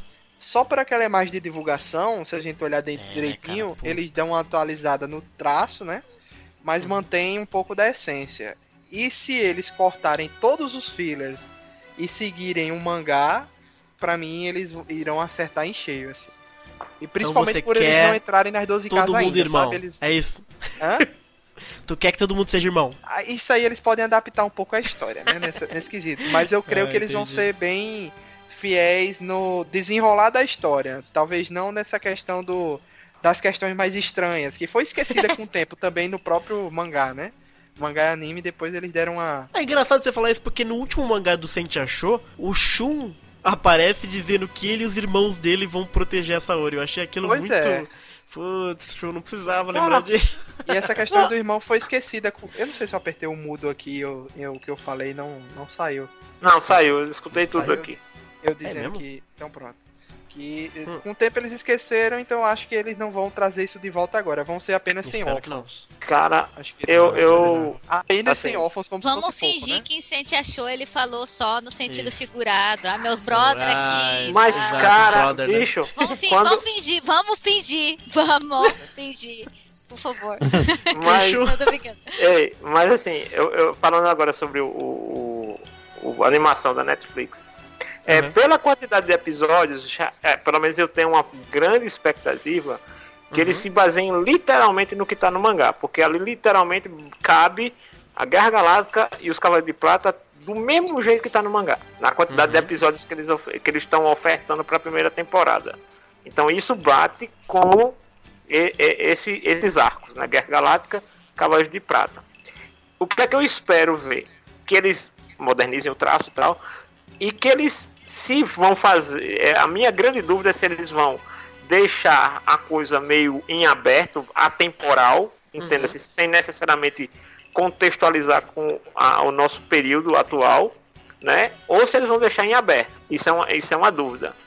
Em matéria de história, eu espero realmente que eles caprichem, deixem esse roteiro datado dos anos 80 um pouco mais contemporâneo, um pouco mais dinâmico. E muito mais preocupado de se eles serem irmãos. E quando eu era moleque, eu tinha uma teoria muito boa sobre isso, porque isso pra mim, deles serem todos irmãos, só reforçava que Kurumada era Zeus, na minha cabeça. Meu Deus do céu. Porque, né, o que é que Zeus faz de melhor? O que é que Zeus faz de melhor? Não tem essa ideia que Mitsumasa aqui do Zeus, né? Mitsumasa é uma teoria de fã. É uma teoria de fã. Na minha cabeça era justamente isso. Isso matava na minha mente de fã duas questões. Uma, o porquê eles são todos irmãos. Dois, porque eles conseguiam despertar um poder tão maior do que era pragmático para um cavaleiro de bronze. Entendeu? Assim, isso na minha concepção. Né, e com um pouquinho de conhecimento de mitologia grega. Mas o que eu quero ver mesmo nesse remake, eu quero ver os dois dragões negros, cara. Eu sou a única pessoa que defende os dragões negros aqui nesse podcast. Quero ver, bicho, porque eu vi a batalha do Shiryu contra os dragões negros no mangá e é muito legal. Assim, por exemplo, uma coisa que eles poderiam fazer era que os cavaleiros negros não fossem clones dos cavaleiros de bronze. Exato, isso é legal. Entendeu? Isso é que vai ter também, né? Sei lá. Aí sim. Não. Aí eu aceito. Aí é como eu digo, você pegar o roteiro e dizer, mas isso aqui não tem sentido. Eles não podem ser irmãos gêmeos do mal dos outros, né? Então assim, que sejam outros personagens que usam as armaduras negras, né? Então isso seria uma boa reformulação da história clássica. Sim. Entendeu? Isso aí eu acho que nenhum fã iria se sentir ofendido por uma mudança desse tipo. De maneira alguma. Sabe? Então é isso que eu espero. Que eles façam as adaptações para a narrativa, para que ela funcione. Porque os personagens são bons, cara. Os Cavaleiros são bem interessantes. Não sei também o nível de violência que vai ter, porque a gente sabe que essa primeira fase é quando a gente começa a ver, né, o gore do Kurumada, né? o momento gore do Kurumada, mas seria interessante. Eu acho assim que não é porque a obra ela tem muitos fãs que hoje são adultos, mas que ainda tem muito apelo com o público jovem, que ela não possa ser mais adulta também. Sim. E Cavaleiros tem muita temática adulta dentro dele. Então acho que esses pontos devem ser reforçados para que a obra cresça mesmo. Não fique só na nostalgia. Mas pelo que eu tô sentindo, vocês estão mais talvez empolgados, não sei, com o da Netflix do que o live action. O live action ele é uma grande incógnita, né, mais ou menos. Sempre vai ser, né, cara? E, de novo, se a gente souber que são pessoas que são comprometidas em fazer um bom trabalho, né, de novo, como eu falei, o do Max Steel, eu dei o exemplo, é um live action muito bom dentro da proposta que ele tem. Sabe? Eu acho que um grande erro... Se não quiser errar, ela vai simplesmente pegar a galera lá da Toei, né? Eu acho que deve ter uma parceria, né? Deve ter mas no caso do live action não vai ter ligação nenhuma com a Netflix. Não, live action não. Não, live action não. Isso. Eu acho que o live action tem isso. Tem um potencial de ser bom, a gente tem uns exemplos, por exemplo, Samurai X teve uma adaptação muito boa, dado a obra original, né? E o que eles conseguiram fazer. E a gente também tem que saber o seguinte, o cinema japonês, ele tem suas limitações em relação ao cinema norte-americano, né? Então a gente tem até que observar isso. O live action de Cavaleiros, pelo que você falou, vai ser uma produção ocidental. O marketing dele, toda vez que falam sobre ele, é um filme hollywoodiano. A produtora é chinesa. O diretor é polonês. A gente não sabe ainda o que vai ser hollywoodiano, né? Talvez seja os atores, não considerando a produção de nível hollywoodiano ou se vai ser, né? Pois é. feito em Hollywood. É uma quimera cinematográfica esse É negócio. uma quimera cinematográfica. É praticamente uma fundação, né, Kido, né? É uma Exato, produção, uma produção da Fundação Kido, né? O live action de Cavaleiros. Mas de novo, cara, eu acho que todo fã tem que ter esperança, né? Boa. Mesmo a gente tendo ainda mais fã de Cavaleiros que não tiver esperança, meu amigo, então não é fã de não faz Cavaleiros. sentido. Exatamente. Né? É como eu costumo dizer, né? Ceia tá no coração, né? O famoso cavaleiro massa de pão, quanto mais apanha, mais cresce. Né? Massa de pão. Meu amigo, assim, eu costumo dizer, mano. É verdade. Ceia, quanto mais apanha, mais cresce. Bicho, é maravilhoso isso, cara. Como protagonista, diga, ele aquele que não morre de teimoso. Exato. E ele te bate depois, né? Desgraçado. Ele não morre de teimoso. Mas, cara, assim, se Cavaleiros não fosse essa coisa. E tem um detalhe, eu não sei se vocês concordam comigo. Apesar de no Japão ele ter uma força muito grande, como eu falei, né? Inclusive mercadológica, eu sempre tenho a impressão que Cavaleiros ele é muito mais amado fora do que dentro do Japão. Sim. Não sei Acho se que até numericamente não tem como fugir disso, né? Com ele certeza. É muito mais aclamado fora, realmente. Muito mais Mas aclamado, tem uma lembrança. Lá eles têm uma coisa assim, que a galera não entende. Muita gente que questiona o sucesso de Sensei no Japão não entende. Ele não tem o mesmo nível desses One Piece, desse Naruto, dessas coisas que tem mais atualmente, né? Não tem essa repercussão toda, né? Agora, ele foi uma coisa marcante para a época e que ficou fincado na cultura do Japão, entendeu? Assim, é aquela coisa que todo mundo sabe o que é, pode até não saber de cara, mas tem sempre uma referência em algum lugar. Todo mundo é reconhecido. A Aline, né, do nosso podcast, estava comentando com a gente hoje mesmo, ou foi ontem, ela comentou que tinha na Netflix uma série que tá tendo agora, né? Uma série não, um filme, é um especial, que conta a história de pai e filho que viam o especial do Final Fantasy, né? Que ele viu o Final Fantasy, eles jogaram juntos quando o menino era criança, ele jogou junto com o pai dele, né? E aí mostra ele já adulto, acompanhando a coisa toda do Final Fantasy voltando, né? Aquele mesmo Final Fantasy sendo refeito. Se você assistir esse documentário, a Aline colocou bem. No meio desse documentário, você vê o cara tocando no karaokê Sensei e o cara tem baita de uma nostalgia, entendeu? Como aquilo tem um peso cultural pra ele, entendeu?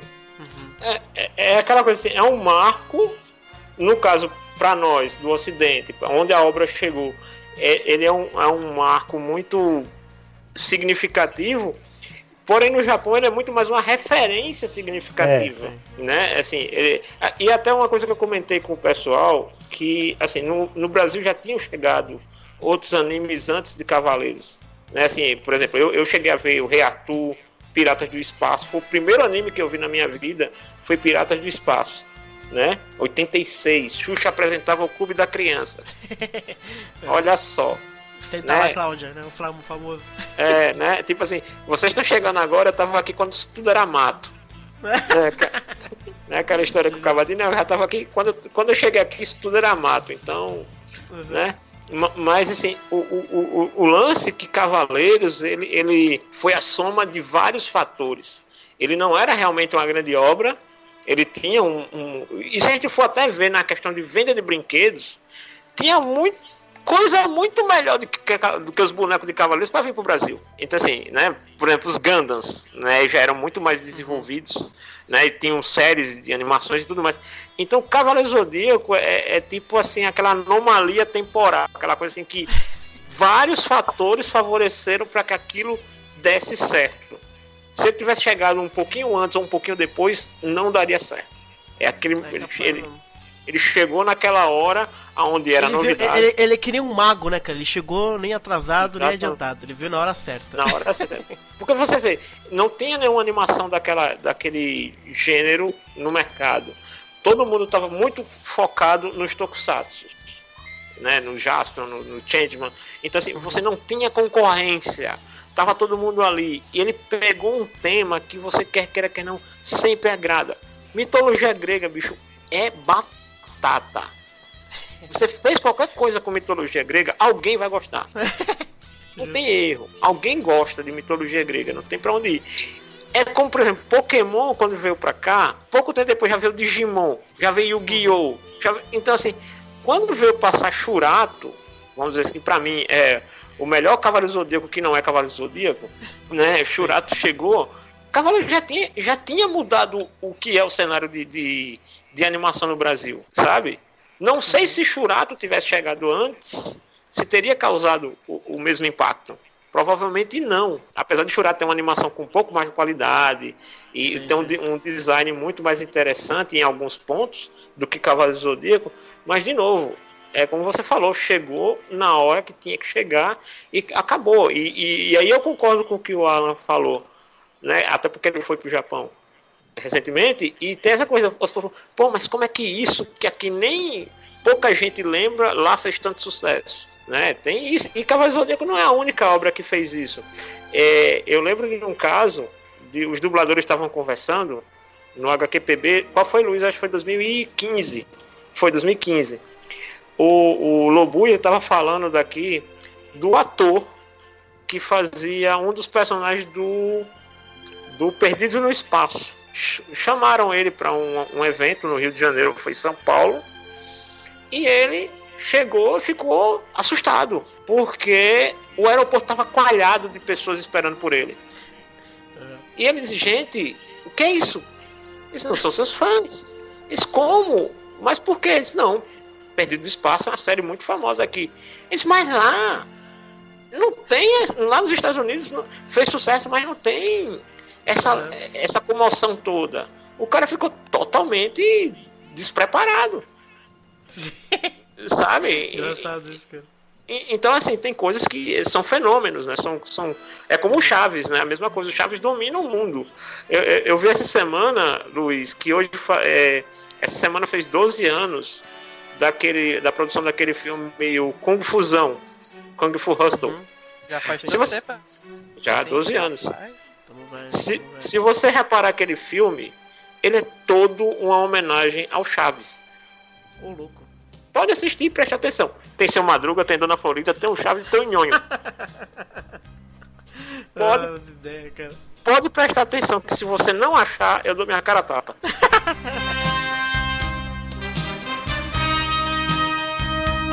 E pra finalizar então, gente, o podcast, eu queria perguntar pra vocês sobre Cavaleiros, pra cada um de vocês. Qual que é o melhor momento da série? A melhor luta, o melhor momento, o momento de Cavaleiros que vocês... Puta, vocês ficam super empolgados, emocionados, sei lá. Escolhe o momento da série, vale qualquer coisa, vale até Lost Canvas. Lost Canvas vale muito. Mais velho. Pode escolher. Mas o Lost Canvas vale muito, cara. Eu vou dizer assim, pra mim, no contexto da história do enredo da série clássica, e eu não vou nem ousar dizer que é o mais simbólico, mas eu vou dizer pra você, quando eu vi Saga e Aioro se encontrando no Soul of Gold na batalha final, olha, bateu assim o Cocorô, apertou, viu? Porque Cocorô deu uma apertada. Mas assim, de novo, não é a obra mais bacana, mas é uma obra que tem muitos momentos, que tem muitos momentos bacanas, sabe? Assim como o Ômega também tem, o Lost Canvas tem também. Pô, se a gente fosse citar momentos bacanas do Lost Canvas, por favor, né? Não ia dar tempo de fazer. Mas realmente, porque pra mim é um acerto de contas que começou lá no início de tudo. E você vê a saga de Hades todinha e você não vê a Aiorus na saga de Hades antes do Muro das Lamentações. Você vê aonde este infeliz está. Ou estava, né? Então, assim, realmente é um círculo que se fechou ali. Boa. Né? Assim, pode crer. Literalmente assim, é o Alfa e o Ômega. Oh. Né? E o que eles falam um pro outro é muito significativo. Né? O caso do Aiorus que mostra, né, cara, você chegar nesse momento, você passou por um caminho muito mais árduo do que o meu. Então, assim, é como se o Aiorus desde o começo soubesse esse sofrimento que o Saga ia ter que passar. E como se ele estivesse acompanhando isso lá, desde quando ele estava morto, ele ficou acompanhando todo esse processo. Então isso é muito bacana, né? Então assim, realmente pra mim foi um momento especial. Boa, né? bonito. E menção rosa pro Máscara da Morte. Menção rosa pro Máscara da Morte quando a armadura... Quando ele diz, você vai lutar comigo, vai me aceitar novamente. Garoto. Vixe, até arrepiei, você é louco. E pra ti, Luiz? Cara, eu tenho uma relação especial com Cavaleiros do Zodíaco Ômega, que foi o primeiro anime que eu assisti em tempo real, entre aspas. Real, assim, né? Pode crer, foi da hora. Com o Japão. Destacaria aqui, mas eu gosto de destacar que teve a exclamação de Atena, dos 3 Cavaleiros de Ouro. Cavaleiro de Virgem, Kiki e o terceiro foi quem? Foi Shiryu, né? Foi Shiryu? É verdade. E eu gostei muito daquela exclamação de Atena, foi marcante, assim, novamente a gente, né, vendo aquele golpe sendo feito por esses cavaleiros, né, um novato, né, que é pra galera que era o de Virgem, Kiki crescido e o próprio Shiryu, né, do meio. Mas assim, se eu fosse pra destacar outras lutas, eu iria destacar um monte aqui, inclusive do Ômega, porque foi... Muita gente ficou dizendo, mas Ômega é só fanservice, mas o fanservice quando é bem feito e faz um sentido com a história, vale a pena, né? Eu não dispenso um bom fanservice. Como diria o Borgo, né? Sou fã e mereço, não é nem que quero, mereço o service. Foi aquele episódio de emoção, né? Foi um episódio emocionante, assim, no final. É o finalzinho, né, da saga de Palas, né, cara? Ali que as coisas vão começando a ficar realmente dramáticas. Né? Você não sabe quem vai morrer mesmo, quem... Quem morre não volta.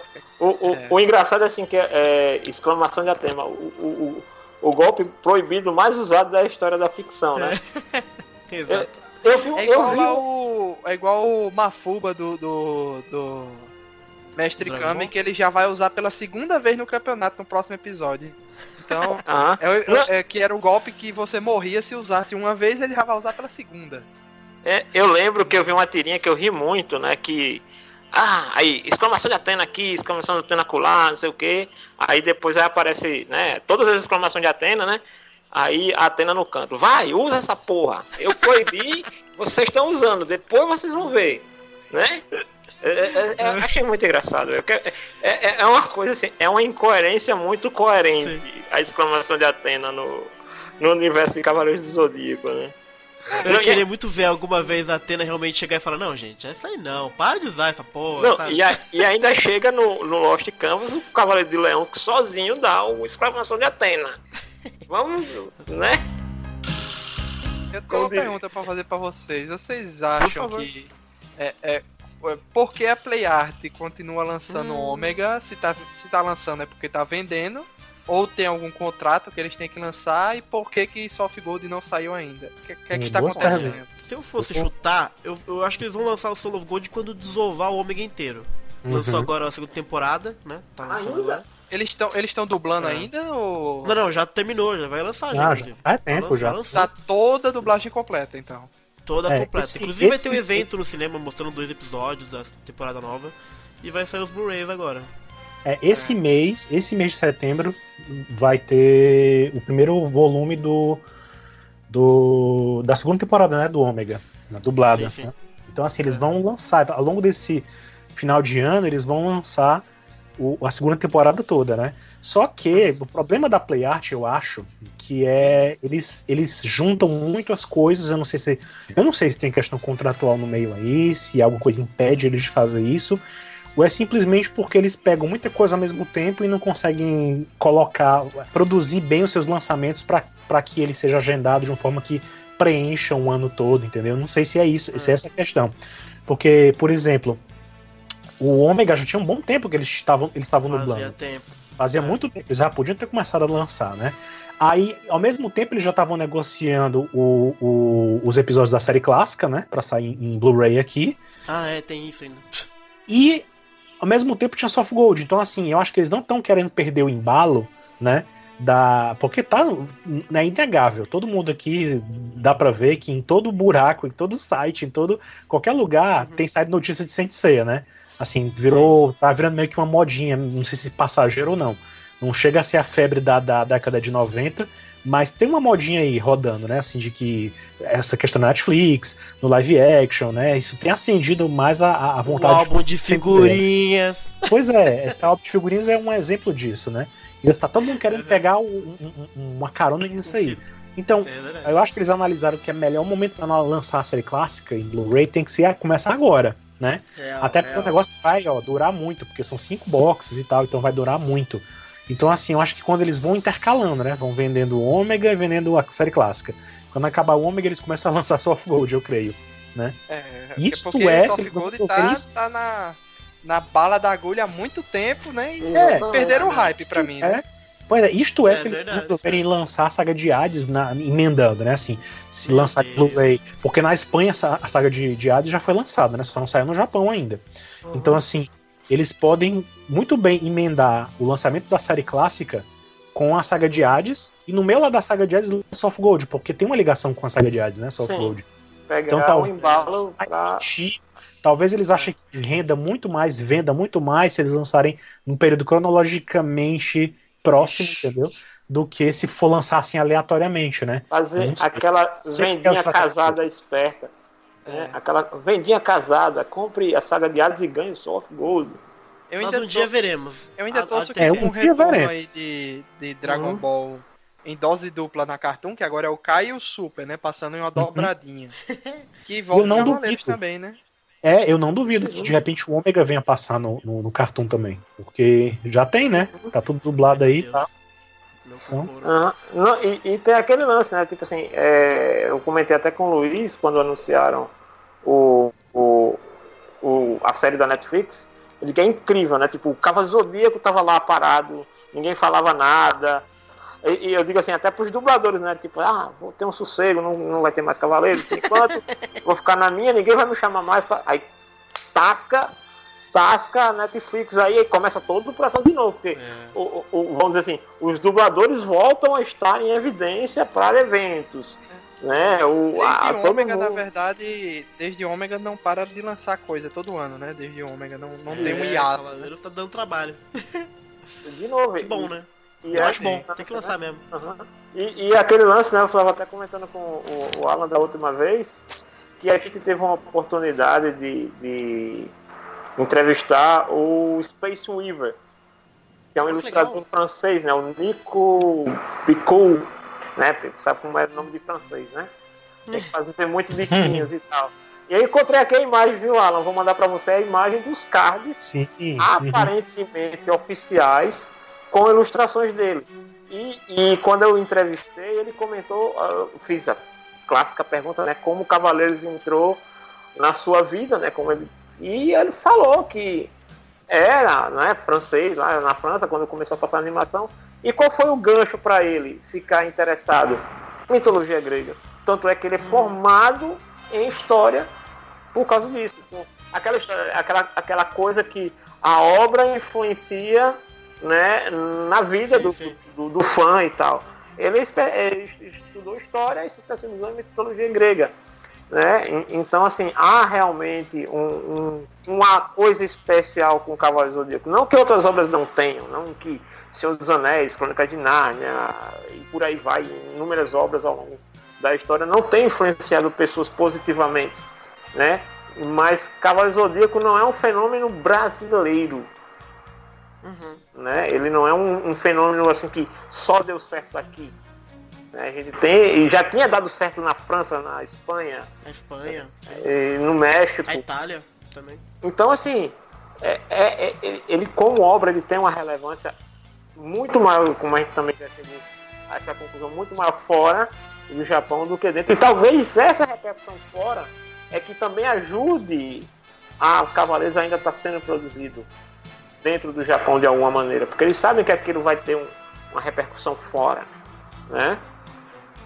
Vai ter um envolvimento comercial. Não, esses movimentos do remake, do live action, são claramente movimentos mais internacionais do que pra dentro mesmo, né? Sim. Eles querem alcançar até mercados que eles não têm alcançado, mas o remake ele é totalmente uma questão mais internacional mesmo. Excelente.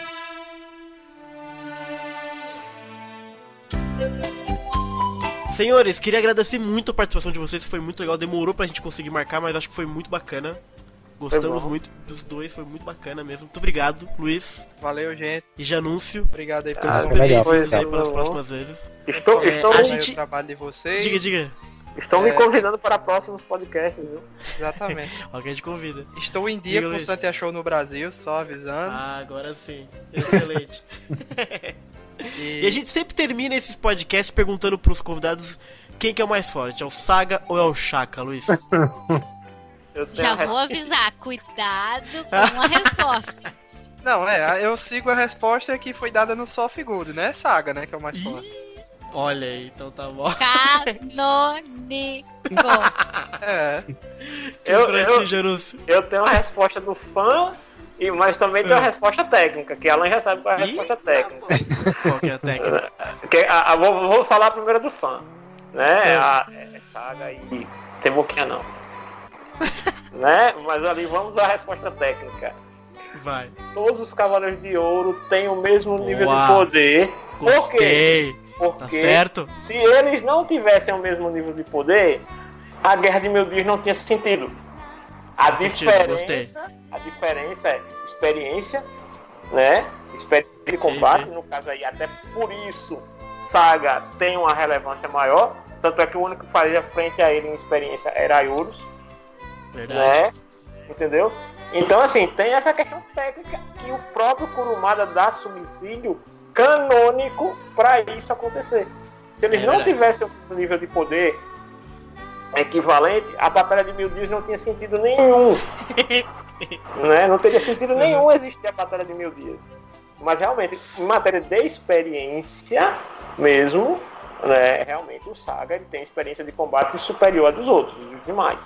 Sim. Né? A gente não viu o Máscara da Morte no bar peitando a Ioria, gente? Foi genial aquela cena. Não, então, gente, é assim.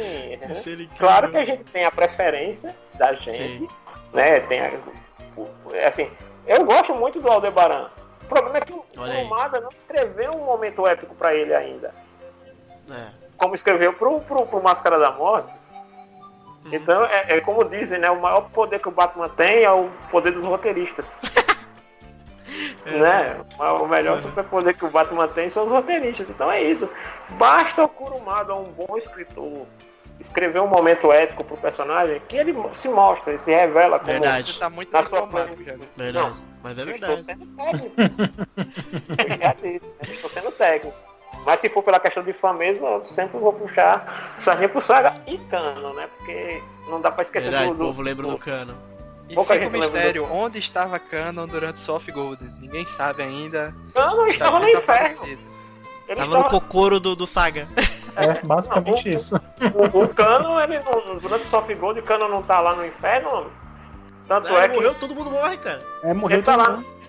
Ele tá lá no inferno, né? Quando tem os Cavaleiros de Ouro pedem a armadura pra quebrar o muro das lamentações, ele não tá lá, vivo no inferno, junto com a galera. Eu não lembro, eu preciso reler essa parte. Luiz, não faz No vergonha. anime eles se fundem. No anime eles se fundem, os espíritos lá dos Uhum. dois. Tá, nós. Ai, Exatamente. meu Deus do céu. Tem aquela história, né? Isso aqui pode ficar órfão. Lembra, né, Alan, que tem aquela teoria de que ele e o Radamante seriam sobrevividos em um jogo lá da China, e tem um jogo da China, uma Justamente, o Sensei Online aí. onde ele aparece depois, né? Ele numa praia, o Canon numa praia. Que tem aquela teoria de justamente. que no mundo inferior não existiria teto para eles se dissolverem, né? Com a fricção. Que loucura, velho. E aí tem uma animação de um game de Cavaleiros onde aparece, pelo menos o Canon, numa praia desacordado. Roubado, vejo a hora de Esse chegar. mod essa aí parte. que tá no Sensei Online, justamente. Que tá lançado já, agora. Expectativa aí. E já, Olha- já saiu o Closed Beta, né? Tô jogando, inclusive, cara, você é louco. Olha aí. Como eu não ganhei ainda, pô, sacanagem. Nem ganhei Mas o eu fiz meu o- notebook eu ainda fiz a deu pau gameplay ainda. hoje. Eles ainda estão sorteando tá o game sorteando. tá sorteando ainda.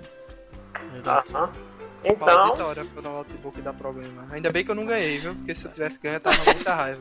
era muito cachorro. Você ia vir aqui em casa pra jogar. Ó, tá valendo a pena, cara. Eu gostei bastante do jogo, cara. Acho que eu sou um pouco suspeito, gosto de tudo, mas enfim. Galera, muito obrigado pela participação de vocês. Uma boa noite pra vocês. Muito obrigado mesmo por ter tirado essas 2 horas pra conversar com a gente. A gente grava 4 horas de podcast, quanto mais 2 horas. Exato. Uma boa noite, pessoal. Valeu. E boa noite, pessoal. Obrigada, Até a próxima. gente. Boa noite. Obrigado também. Obrigado, gente. Tchau.